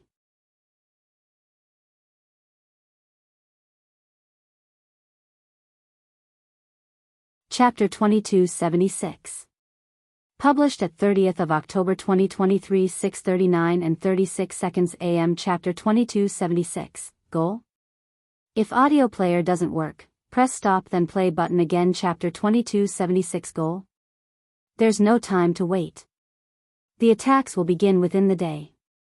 And by attacks, I mean our own. Lionel stood to his feet, the shock of the elders not moving him. But the others. Elder Arya tried to speak, but she was far more hesitant and unsure. Nora had never seen her mentor like this, and it made her respect for Lionel skyrocket. Her eyes sparkled as she looked toward Lionel's back, but her discipline was strong as her expression remained professional, imitating her mentor. I only retained Armand to show you all. Before I even came here, I had already sent the other geniuses back, and I also noted down all of the information that I needed to as well. I have a perfect battle plan in place for each and every seventh-dimensional family. We will attack in one sweep and I will lead every charge. You will. Lionel's figure flickered and clones of himself manifested one after another. However, these clones didn't seem normal. Instead, they were like a cross of soul constructs and something beyond. Were they crafts? How was that possible? Elder Arya's heart skipped a beat. As a crafter a step from the life grade herself, her experience was great and untold, but she felt wholly inferior just seeing this scene. She couldn't even begin to tell just how Lionel had done it, nothing she thought of made sense. And of course she couldn't. This craft was a combination of Little Tolly's help, his King's Might lineage factor, and his crafting expertise. It was impossible for a crafter alone to accomplish this, at least not at Lionel's current level. The first thing he did was intimately understand breathe. He couldn't do this without his enlightened self, but what also made it far easier was the help he received from his vital star force, raising it to a half-step from impetus state. Breathe was ultimately a bridge from inanimate to the animate, a connection that gave something dead life. The second thing he did was create the perfect ore for himself. Compared to the blood diamond ore, it was far more valuable, and it drained his wealth. This ore didn't have a name, so Lionel simply named it the King Oregon. It was the perfect representation of him, carrying every aspect of his affinities and skills. This obviously relied on little Tolly, but what relied on little Tolly far more was what happened next. Lionel had to place a small part of himself within every king and then use breathe on himself. He wasn't quite sure how to succeed in this, and everything he tried only harmed himself to no benefit. But then little Tolly, as he always seemed to do these days, made it impossibly easy. Little Tolly simply latched onto each piece itself, carrying with it its connection to Lionel. Then, when Lionel used breathe, each clone gained a small bit of himself, and an aspect of Tolliver. Originally, he thought that this might harm the little one, so he did just one as a practice run, but to his shock, it was like nothing had happened at all. Before, there was a limit to how much he could split Tolliver, and he could only work on 1,000 or so crafts at the same time. But now, Tolliver had completely shed those limitations. Though Lionel hadn't tested it, it might as well have been infinite to him because it was over the capacity his own mind could even handle. As a result, forming one copy of himself to lead each army was impossibly easy. The Morales ancestors might have usually already complained. Lionel was the least experienced of them all, but now it seemed that he wanted to take control of everything. Were they going to trust a youth to decide the destiny of a family that had existed for thousands of years? But none of the elders remaining had the face to do such a thing. They remained silent and let the ancestors make the choice, their silence speaking for itself. It was then that a voice echoed. Littlest Nova will be the supreme commander of this war. Listen to his every order. The elders shuddered. They wouldn't normally recognize this voice, but they had learned who this man was just a day or so ago. The overlord of their family. Lionel had already walked out from the palace even as the voice sounded. It seemed that he had already expected as much, and nothing about this matter could surprise him. The elders rushed after him, the first to appear being Elder Chris. Please command me, Patriarch. She spoke in a low shout. Build me 12 armies. Each must have a size of 10 million. Seventh dimensional experts only. All 12 Lionel spoke in unison. Within each, there must be an organization of sets of 10, then 100, then 1,000. Do not organize beyond that. Elder Chris inwardly questioned this kind of order. If the organization stopped at 1,000 with an army of that size, it would be a mess. That would mean 10,000 independent minds trying to work on their own. There wouldn't be any forward momentum whatsoever. NOV-/EL//B and the other problem was that 10 million was too small a number for a war on this scale. The numbers should start at billions. What was a scale of millions going to do? There were billions of Morales who had awakened at least one lineage factor in the Nova generation alone, let alone the others. But her discipline caused her to not even attempt to question it. Split the Tier 9 7th dimensional experts evenly, and do not add any junior ancestors. You all will anchor the home base. You have exactly 6 hours to accomplish this, go. Elder Chris saluted and then vanished. Patriarch. What is our goal? Elder Arya tried to remain in line, but she wasn't raised in the military like Chris was, her discipline was nowhere near the same. The goal? Within a week, the Constellation Alliance will be brought to their knees.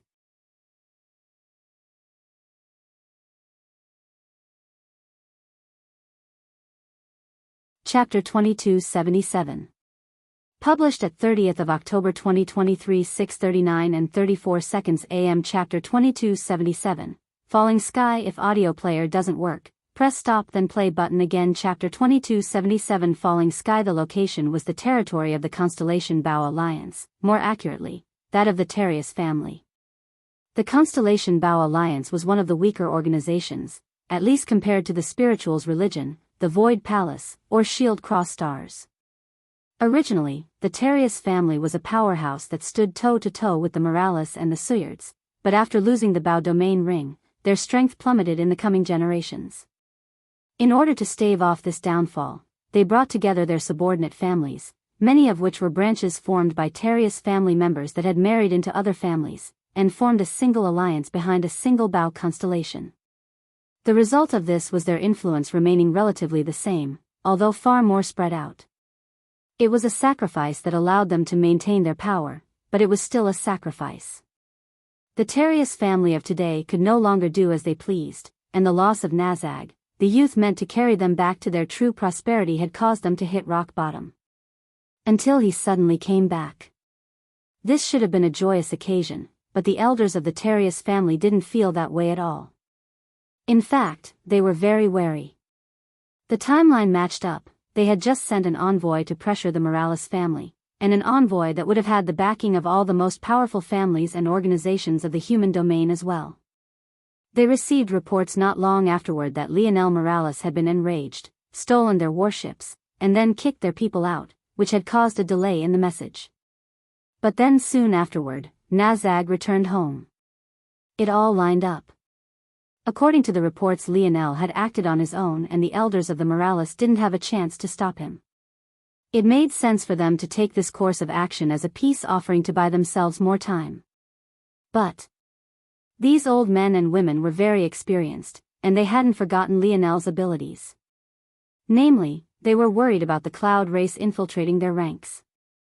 Exposing a Cloud race member when you were unaware of their existence was impossible. This was a technology of scope the human domain didn't have. However, when you had a suspicion, exposing a Cloud race member was incredibly easy. And so, while pretending like they welcomed him back with open arms, the Terius family had actually trapped Nazag and began to test him ruthlessly. But to their shock, or maybe their relief, it truly was Nazag. His soul was the same, his body was even stronger than it had been in the past, and he seemed to have even gained a sort of enlightenment, coming back with a more powerful momentum than he had in the past. It seemed that he had taken the loss to heart, but not enough that it would affect his future advancement, and it filled the hearts of his father and the elders with pride. Marcelo Terius stood before his son, a beaming smile on his face.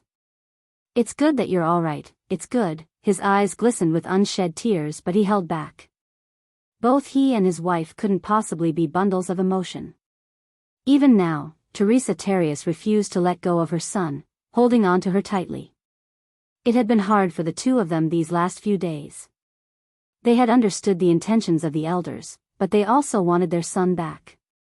At the same time, they didn't want to treat a member of the Cloud race as their own flesh and blood, as that would only hurt more. It could only be said that they had been greatly conflicted in recent days, and they couldn't be happier now. Nazag smiled. "There's no need to worry, Mom, Dad. I've learned from this, it'll only come back stronger. Lionel Morales released me this time, but next time, they'll make sure hell regret giving me this opportunity."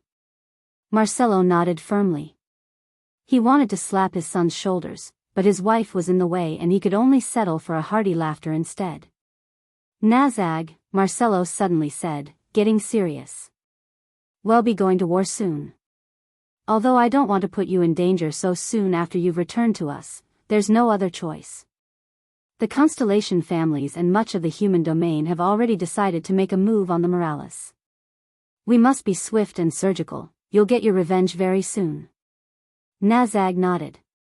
"When will we move out?" Marcelo grinned with pride, seeing his son's eagerness. If Nazag had shown any hesitation, he would know that his previous bravado about learning from this loss had been nothing but a FAA sectionade. But now, he was certain his son had come back stronger. N/O/V/E/L-/B/I/N. The war preparations are already finished, however the date of attack hasn't quite been settled yet. We need a sudden and swift attack, one that deals the Morales a devastating blow. Their momentum right now is far too fierce and we need to knock it down several levels before we take any further course of action. Families like the Morales and ours have extremely deep foundations. It's easy to deal a blow, but it's much harder to eliminate them from the roots. If we act, we need to do the latter. Understood, Father. I'll be ready. Good. Now go off, Elder Moody is waiting for you. I and your mother have our own part to play, and as do you. You are in the 7th dimension now, you have responsibilities. Boom. Marcelo never stopped speaking, but it might as well have been as though he had. The cacophony of sounds was so vicious and violent that all noise aside from it was washed away in a tsunami-like tide. The expression of the entire family changed and they rushed out onto their large balcony, looking up into the skies to find that it felt like it was falling.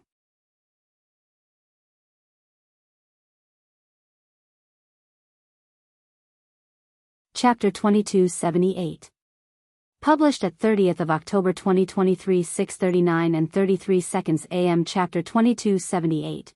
My king, if audio player doesn't work, press stop then play button again. Chapter 2278. My king. Marcelo was shocked. This was the capital of the Terrius family, the core of the Constellation Alliance.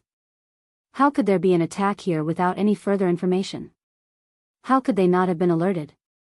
Any family worth their salt would have countless outposts stretching from the edge of their territory to the very core. Even if dozens failed, there would still be dozens more. It simply didn't make sense for anyone to get this far without their knowledge. Marcelo's expression changed again as he realized something else. The planet's protective formation, a formation that had stood for hundreds of years and was maintained with the full force of the family, had fallen already. The quaking of the planet was none other than a sign of its collapse, and at this moment, the noblest of the Terrius family were on the chopping block. A single string from a Tier 2 warship could destroy the entire planet. Even if the ancestors took action now, it would still be too late. Just how had this happened?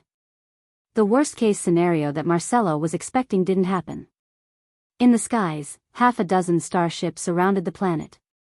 They were far smaller than anything Marcelo had ever seen before, but the power of their lasers was so precise that they perfectly targeted the weaknesses of their formation. Each was about the quarter the size of a normal moon, and their swiftness was unlike anything he had ever seen before. They moved with such fluidity out of the way of the retaliation of the Terrius family and then flew to one another's sides, forming a large force arc between them that repelled another onslaught back toward the planet. And then they appeared. Armored like a rainbow, battalions and troops of all kinds of solid colors. Marcelo had never seen an army like this one. It was normal for an army to have a single banner they flew under, and a single uniform they all shared. But he had never seen an army that had so many different armors at once, at least not when attacking as one unit. It felt disjointed, unprofessional, even a bit childish. Until it suddenly wasn't. A troop of 1,000,000 wearing shimmering white gold armors flickered, and before Marcelo could even understand what was happening, the next volley of attacks to the army passed right through them as though they weren't there. In fact, the volley flew right through the starships to their back as well. It wasn't until there was suddenly a devastating boom on the ground that Marcelo realized what was happening. It was all an illusion. Maybe they had never been in the skies in the first place. No, maybe it was that they had been in the skies, but while they were all focused on what was happening above, the battle on the ground had already begun. The retaliation of the Terrius family was swift. There were already several powerhouses of the Constellation Biyao Alliance present, all focused on planning for the coming war. In addition, like Marcelo's family had said, they were very ready for war as well. The moment their enemy didn't choose to destroy their planet with a single laser strike, they were able to recover and begin their counter-assault. However, even as they did so, they found their options being whittled down one by one.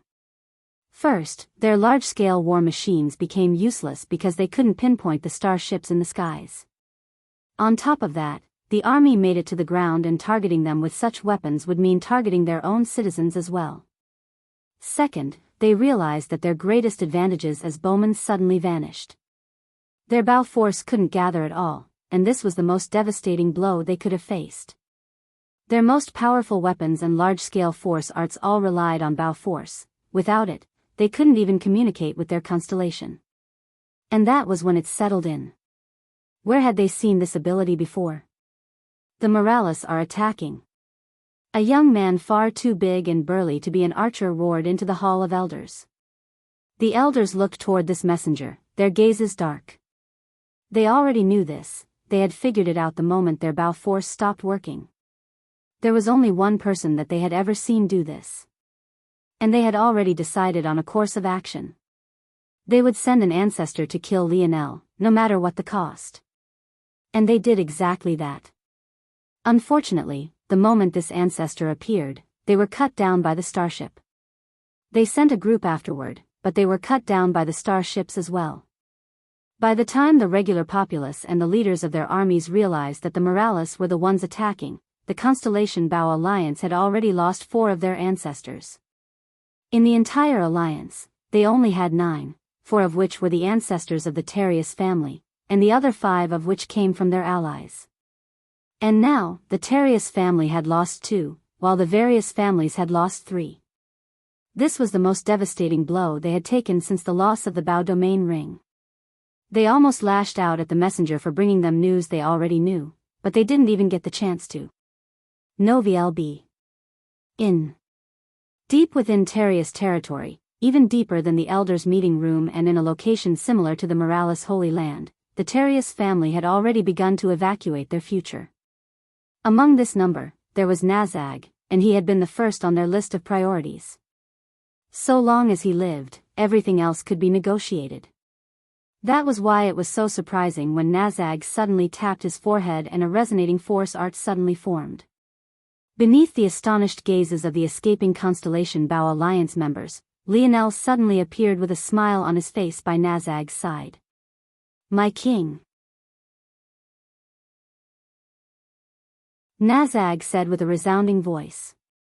Lionel ignored him, waving the hand that Tolliver wrapped around. In that moment, a woman deep within Terius territory stirred and the world spirit of the Terius family was ripped from her body.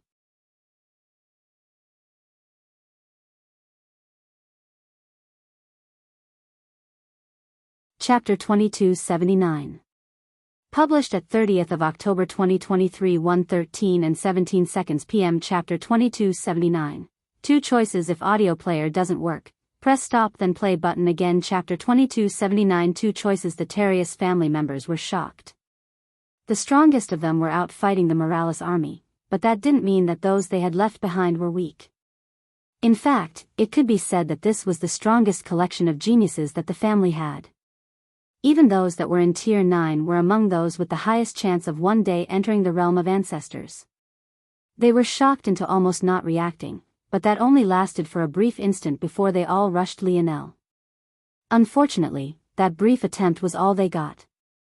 Lionel crushed the world spirit in his palms and raised it into the air. In that instant, every Terius in existence felt as though a part of them had been violently ripped away, many of them feeling their eyes tears well up for reasons that were far beyond their control. An overwhelming pressure descended from the distance as the individual Lionel assumed was the overlord of the Terius family reacted. She rushed forward with a great amount of speed, but her expression sank when she understood the situation. No. When she felt it. Novi LB1 and the Terius family territory, even while they were still fighting with everything they had been stripped away from them. A new and foreign energy swept in, far weaker than the first had been, and far more subtle as well. Each member of the Terius felt a small suppression on their abilities.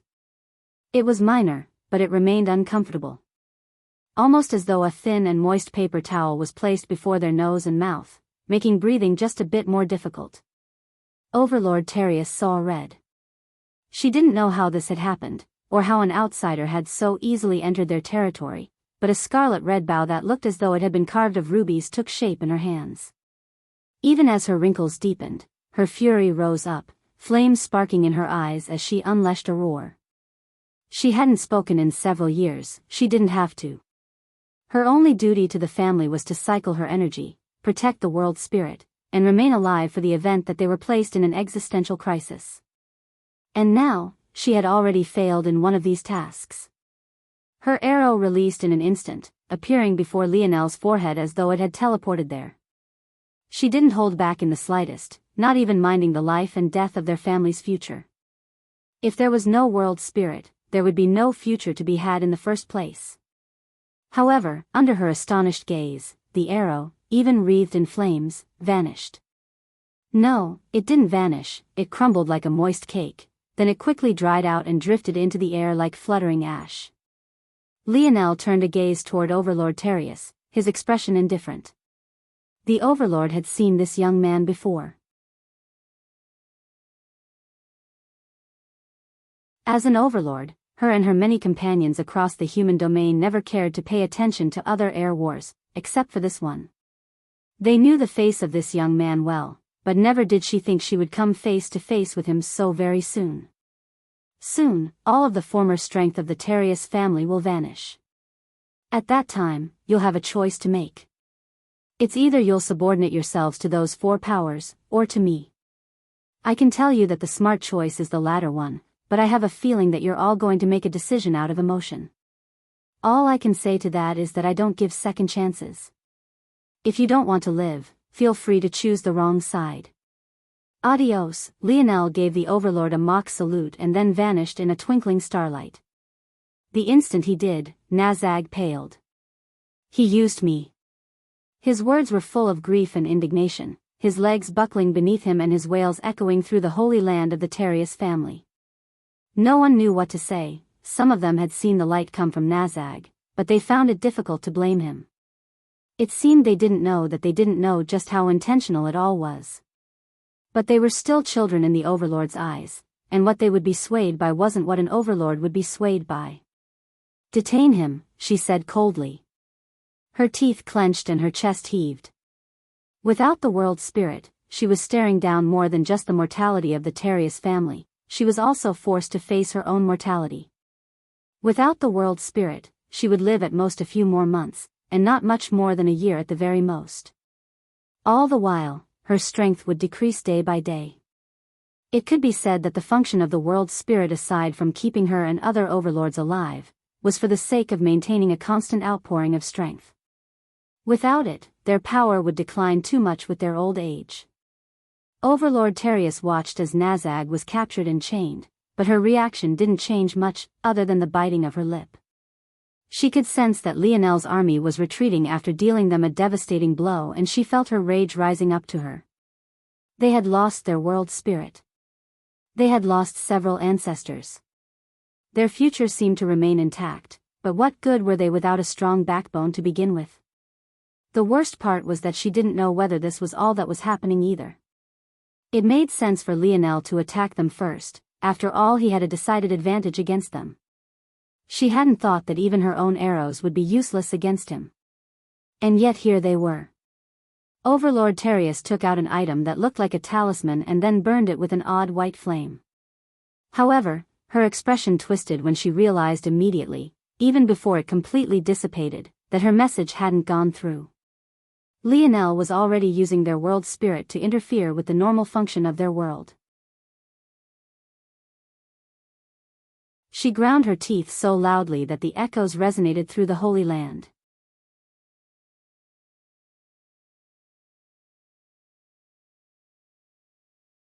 Chapter 2280. Published at 30th of October 2023 1:13 and 16 seconds p.m. Chapter 2280. Couldn't believe if audio player doesn't work. Press stop then play button again. Chapter 2280. Couldn't believe Overlord Terrius took a breath and calmed herself. She refused to allow herself to remain flustered over a child. After a moment, she summoned the remaining two ancestors of the Terrius family and the remaining two from their subordinate families. The fact that the Terrius family still had an overlord remaining was actually a secret from their subordinates, but now wasn't the time to still retain a trump card. The appearance of Overlord Terrius immediately settled the growing fissures between the Terrius families and their branch families. However, it also made them realize just how bad the situation was if the death of 5 ancestors wasn't enough. Once they appeared, Overlord Terrius began to speak immediately, taking control of the situation. My ability to communicate with the other families has been closed off, and I assume that their ability to contact us has been likewise cut off. I also cannot leave for fear that another attack might be launched, and the Alliance needs a stabilizing force right now. I will lay out the situation as plainly as possible. We have lost our world spirit. Nazag was used as a gateway to enter our holy land and locate it, while some method unknown to me was used to capture it. It's safe to say that within a certain range, the Morales family has the ability to steal any and all world spirits. I did not even have the chance to resist, let alone speak of resisting. With the current situation, our constellation will gradually weaken until our connection with it is lost entirely. Our lineage factor will follow it in weakening. As that happens, the hold that the Morales have on our territory will strengthen until this region is no different from any one of their other territories. Within a few years, this location will become an eighth-dimensional world as well, but this boon will have nothing to do with us as we will be beneath the thumb of the Morales. As things stand, there are only two options before us. The first is to kneel to the Morales. The second is to kneel to the Suyard family and the spirituals' religion. A family without a world spirit has no right to raise their heads high, and I only have a limited time left to effect change and help position us well for the future. When Overlord Terius finished speaking, there was nothing but somberness and frailty in the air. The four ancestors seemed to sink into their positions, realizing that they were almost helpless to do anything. No VE/LB, in. This very same conversation occurred all around the human domain.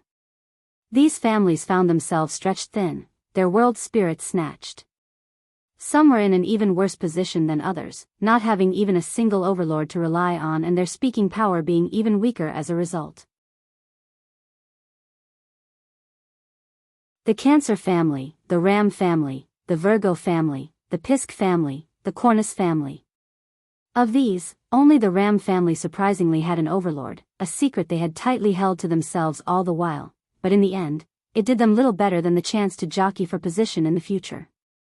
Some families were in more complicated straits, though, finding themselves torn in two directions for more than just benefits, but rather emotion as well. One of which being the Quarius family. Vega Quarius sat in her family's hall, her mind quite blank. Unlike the other families, there was no traitor among the Quarius, but that had only made their fate all the more devastating. Lionel's armies didn't pull back, instead they were led by the true Lionel. He bulldozed through their ranks with sheer force, and a great number of starships descended onto their planet. Lionel hadn't given the week-long timeline for most families. The families like the Terius had fallen in just a few hours. In fact, 10 of the 12 constellation families had fallen within a few hours, without even the chance to retaliate. The Gemini, the Leo, the Libra, the Taur, the Cornus, the Cancer, the Ram, the Virgo, and the Pisk families had all fallen.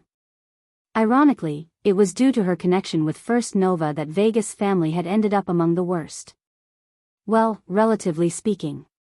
Many more of their seventh-dimensional experts had died, but their ancestors were intact. Of course, that was relative as well. Their ancestors were all bedridden, each one so heavily injured that this meeting could only be led by Vega's great-grandmother, and the only overlord of the Quarius family. The Quarius, the Gemini, the Libra, the Taur, the Terius, and the Ram families, the six that all had overlords among their ranks. In these past few weeks, Vega had gotten into a habit of blankly staring out into space. After Velasco had died, she had been called back to her family. Truthfully, she hadn't thought much of it. Lionel's mother had spoken out to help her and Adderworth's relationship, but now that Velasco was dead, her words held much less weight. She had had no choice but to return, not wanting to put undue pressure on the Morales. In fact, she had even returned in secret. What she hadn't expected was that when she returned home, she would hear of a war plan. She immediately tried to escape, but that had ended in her imprisonment, an imprisonment she had only been released from today so that her great-grandmother could interrogate her about her involvement and learn of whether she had been aware of this plan or not. She had been spared since she truly had no idea, but her fate in the family was precarious, not that it mattered much since the family's fate as a whole also seemed to be. Bang! Overlord Quarius' wrinkled palm slammed into the throne beneath her, nearly shattering it completely. The Quarius family will not stand for this. We will storm the capitals of the Morales and wash them over with rivers and oceans. Her roar thundered. Lionel didn't seem to particularly care about what choice the families would make. At the moment, he strolled through pious territory, his armies around him. In the distance, he could see a furious Simona. She couldn't seem to believe that Lionel would do this to her. Hadn't they been allies?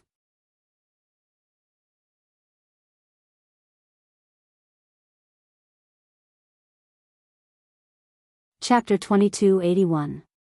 Published at 30th of October 2023 1:13 and 15 seconds p.m. Chapter 2281. an ally of mine. If audio player doesn't work, press stop then play button again. Chapter 2281. An ally of mine. Lionel pretended as though he didn't see Simona's furious glare. His senses were focused on the battle around him, sharply directing the movements of his troops. He didn't have the time to baby the emotions of a young woman he hardly knew.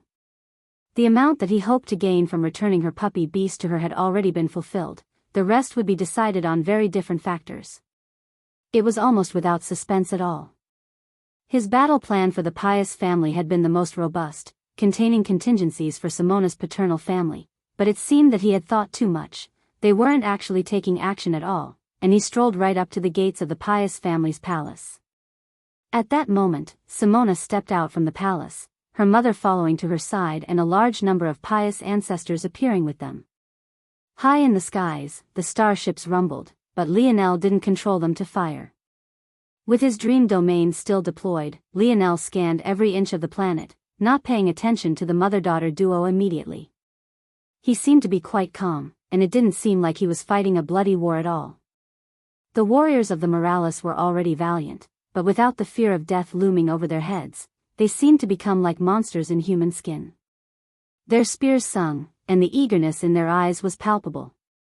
This was the last battle Lionel was fighting. He had actually left it for last along with the Aquarius family, splitting 6 of the 12 armies he had Elder Chris build toward each one of those families. So, these men and women had already experienced what it meant to fight with Lionel as their general. They had tasted the ease of victory, the thrill of fighting without the worry of death. It was exhilarating. The ancestors thought that their appearance would dampen the spirits of the army they were facing considerably, but what they found instead was a pair of 60 million burning eyes, each one looking as though they would tear even them apart had Lionel not given the command yet. It was shocking. They knew that the Morales would have high morale, but how could it possibly be this high? Their plan was always to dampen it, but it seemed that the Morales had acted far swifter than they had expected, and it all seemed to be due to this young man they had watched systematically dismantle their young geniuses one by one. Lionel. Simona finally roared, unable to take the silence any longer. Her violet puppy had grown and barked with a raging moment, but it was still far too small to be intimidating. Even so, sensing Simona's fury, it too lashed out. Lionel finally looked up as though he had finally begun focusing on the situation. "HM? Oh, hello Simona, how've you been?" Simona had always been a beauty with an ice-cold disposition, but when she heard these words, she nearly exploded. She grit her teeth hard as her puppy growled. Simona's mother raised a hand, calling for her daughter to take a breath. This was no longer Lionel Morales, and her daughter didn't seem to have noticed this yet. Patriarch Morales, this action of the Morales is indeed a bit inappropriate. The Pious family never has any intentions of taking action along with the other families. If you continue to press, we'll have no choice but to retaliate in full force. Hoo! The Morales army roared, slamming the butts of their spears into the ground. Their cries resonated and echoed, drowning out the threat in Matriarch Pious words as though she had never spoken at all. N0 Velbin Lionel raised a hand, and the roar came to an abrupt stop like a taut string cut cleanly right at its most tense point. The matriarch's pupils constricted, but she said nothing, waiting for Lionel's response. "If you don't want me to attack, it's quite simple, don't you think?" Lionel asked with a smile. "Hand over your world spirit and subordinate yourselves to the Morales, and you won't have to fight any battles today." Simona's temper threatened to flare again, but her mother continued to speak calmly. "Is it a tactic of the Morales to try and humiliate their enemies? That's unbecoming of a warrior." "Humiliate?" Lionel blinked in confusion. "I was only telling you what you could do to avoid battle." Matriarch Pious fell into silence for a long while before she spoke again. "I see now how the Morales treat their allies. Why would I place my family's fate in your hands? Prepare for battle." This time, it was Lionel who laughed, and uproariously at that. "So you want to use this line of reasoning? In that case, I will make something as clear as possible. Your daughter has never been my ally. She lost that right the moment she chose her life and death over being so. Don't think I forgot that Simona Pius escaped the air wars the moment the Oman family starship appeared. You speak of the fate of your family as my ally, but why should I care for allies who vanish the moment the situation shows signs of going poorly? Simona's expression turned a blazing shade of red as her rage boiled over. Was she supposed to risk her life against a ship that could take an ancestor's life in an instant for a mere air war? But, truth be told, I don't care about this matter. Lionel's smile grew brighter. The air wars was a child's game to me. I never took it seriously, and none of your so-called geniuses ever stood a chance against me because even most of your ancestors wouldn't. The real reason I choose to treat you as enemies and not as allies is because I don't have a fetish for being stabbed in the back. If today I left here, your pious family would wait on the sidelines, biding your time. You would face some pressure here and there as both sides tried to force you to choose a side, but you would ultimately resist. And then, when the time came, your true leader, the Godlen family matriarch Pius' eyes widened. Would take action at the most opportune moment, and I'd be caught with my pants around my ankles, now wouldn't I? Lionel grinned. So, how about we skip all of that? And I crush you now? Matriarch Pius took a haggard breath, her calm mask slipping somewhat. I think that you've misunderstood something here. You aren't as clever as you think you are. Oh? Is that so? Lionel's smile faded, and the air solidified. The Morales began to slam their spears butts onto the ground once more, the roar of their spear force spiraling into the air. High in the skies, the constellation of the Pius family seemed to flicker in and out of existence, a pressure weakening it considerably. Then, let me not mince my words so that we won't have any more misunderstandings, Lionel said lightly. No family, no organization, no powerhouse that sat by and watched as the human domain was attacked and did nothing but sit on their hands will be considered an ally of mine. Lionel's voice rumbled. Attack.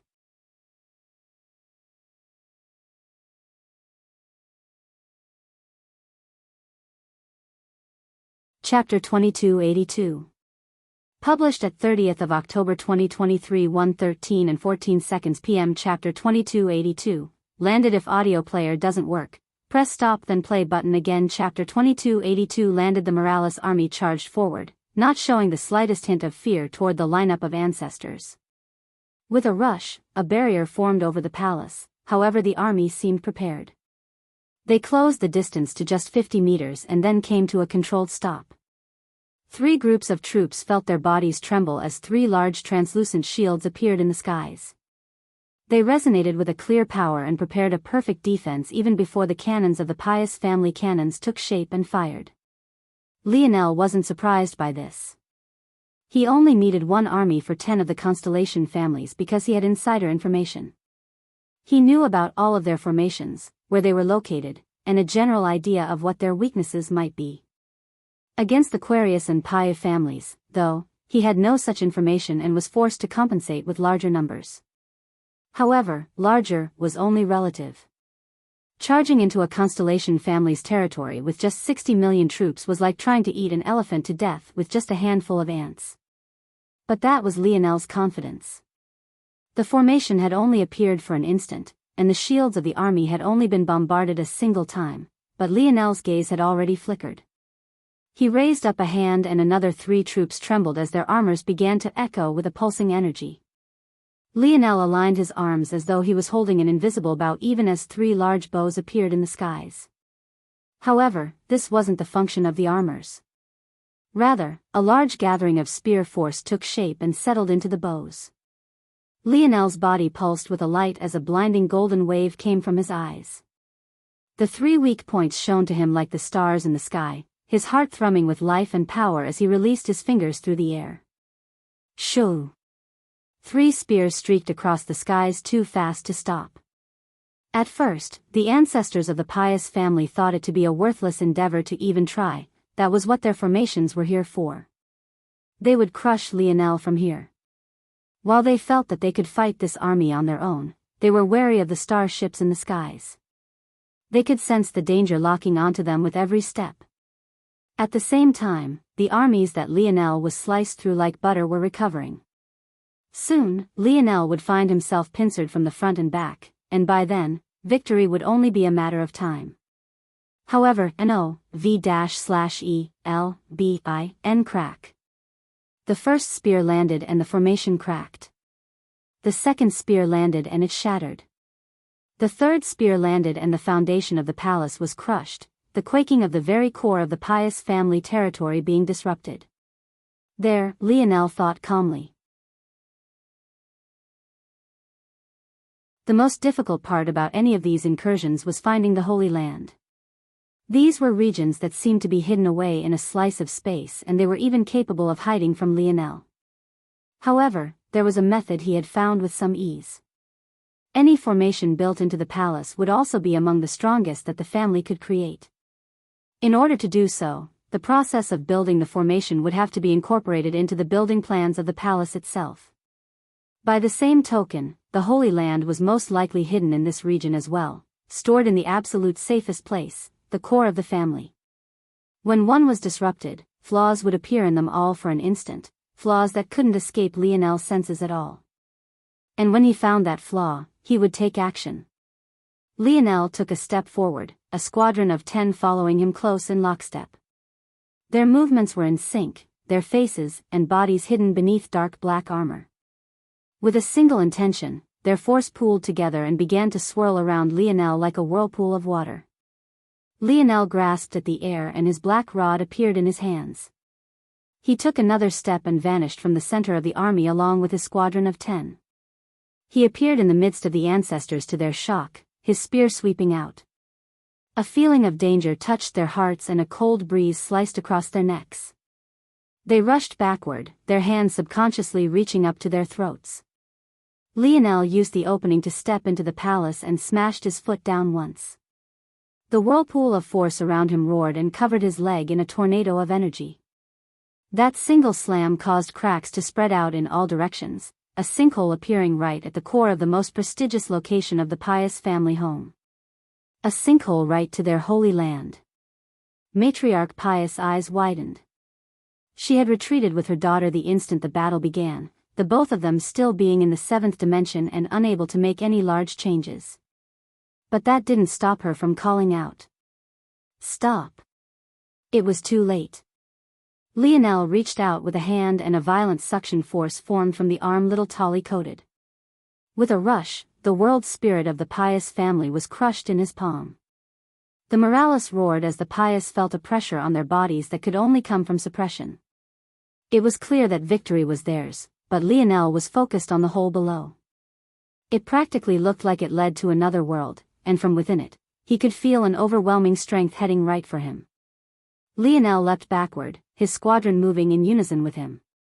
As he did so, he just barely managed to dodge out of the way of a coming strike so powerful that it tore apart the world. Space tried to stitch itself back together, but it took a great deal of effort. An old man with a grizzled beard that reached down to his belly button appeared in its place, robes of purple and green hanging loosely from his shoulders and revealing the equally grayed hairs on his chest. His eyes flashed and they landed on Lionel.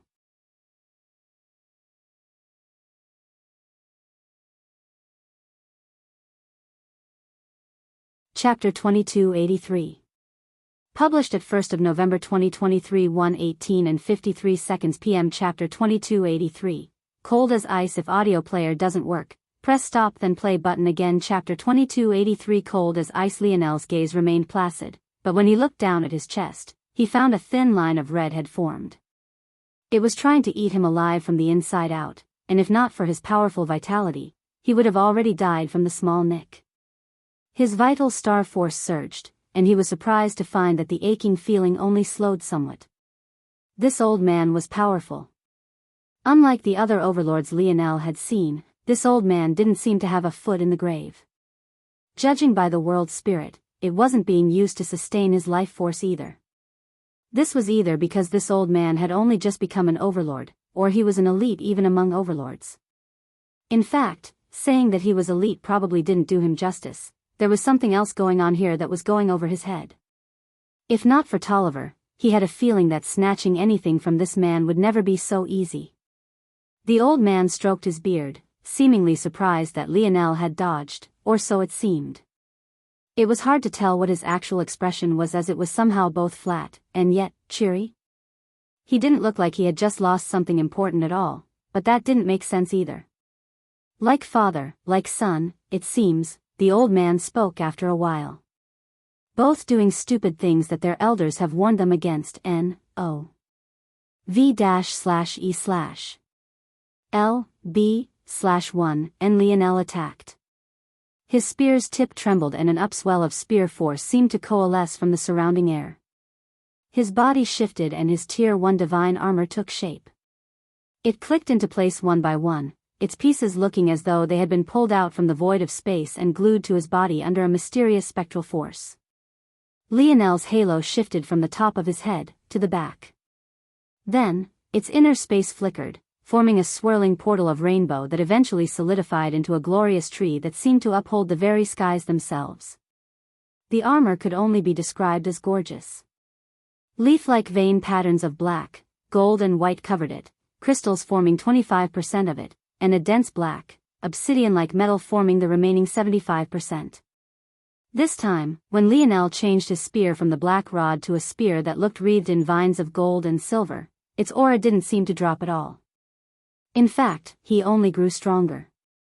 The old man's eyes narrowed as he leaned back a step, piercing out with two fingers flickering with a foggy green and purple energy. However, as soon as this force appeared was as soon as it was dispersed under a powerful suppression. Little Tolly filled the gaps in Lionel's armor, running through the veins of black, gold and white as though calling those places home. Vital star force erupted from Lionel and the life force in the region roared to life, suppressing everything that had the scent of death. Except himself. The old man's pupils constricted, but it was too late. Lionel's spear gathered the strength from his squadron and shredded the old man's fingers apart, then his wrist, and then his forearm. The old man almost lost his entire arm and just barely managed to dodge back in time. Blood dripped from the stump of his elbow, his smiling expression having vanished, but Lionel hadn't come to a stop at all. The old man seemed to stop taking things casually and a sickle with a curve like a crescent move appeared in his one good armor. His chest hair seemed to stand on end, his robes fluttering more like silk bathrobes than formal robes a senior of his stature should wear. The scent of death permeated the air, and this time, Lionel couldn't suppress it nearly as easily. However, Lionel's bloodlines thrummed. He could feel the roar of the golden tiger and pulses of white and gold erupted from his body, his armor becoming a cross of beast furs and metal that carried the elegant bearing of a beast god. The old man had never seen an armor morph so much and so fluidly. He had seen Lionel's life-grade armor before, but it had never been on this level, and the suppression of this strength. Little Tolly pulsed and Lionel seemed to grow an entire foot, his armor following with him. The halo to the back of his head followed suit and the tree upholding the skies grew more prominent as Lionel's 10 stars appeared to his back. Darkness descended and light bolstered, playing off of one another, they supplemented and played like the moon and sun sharing the same sky. If everything was bright, then nothing was bright. If everything was dark, nothing was dark.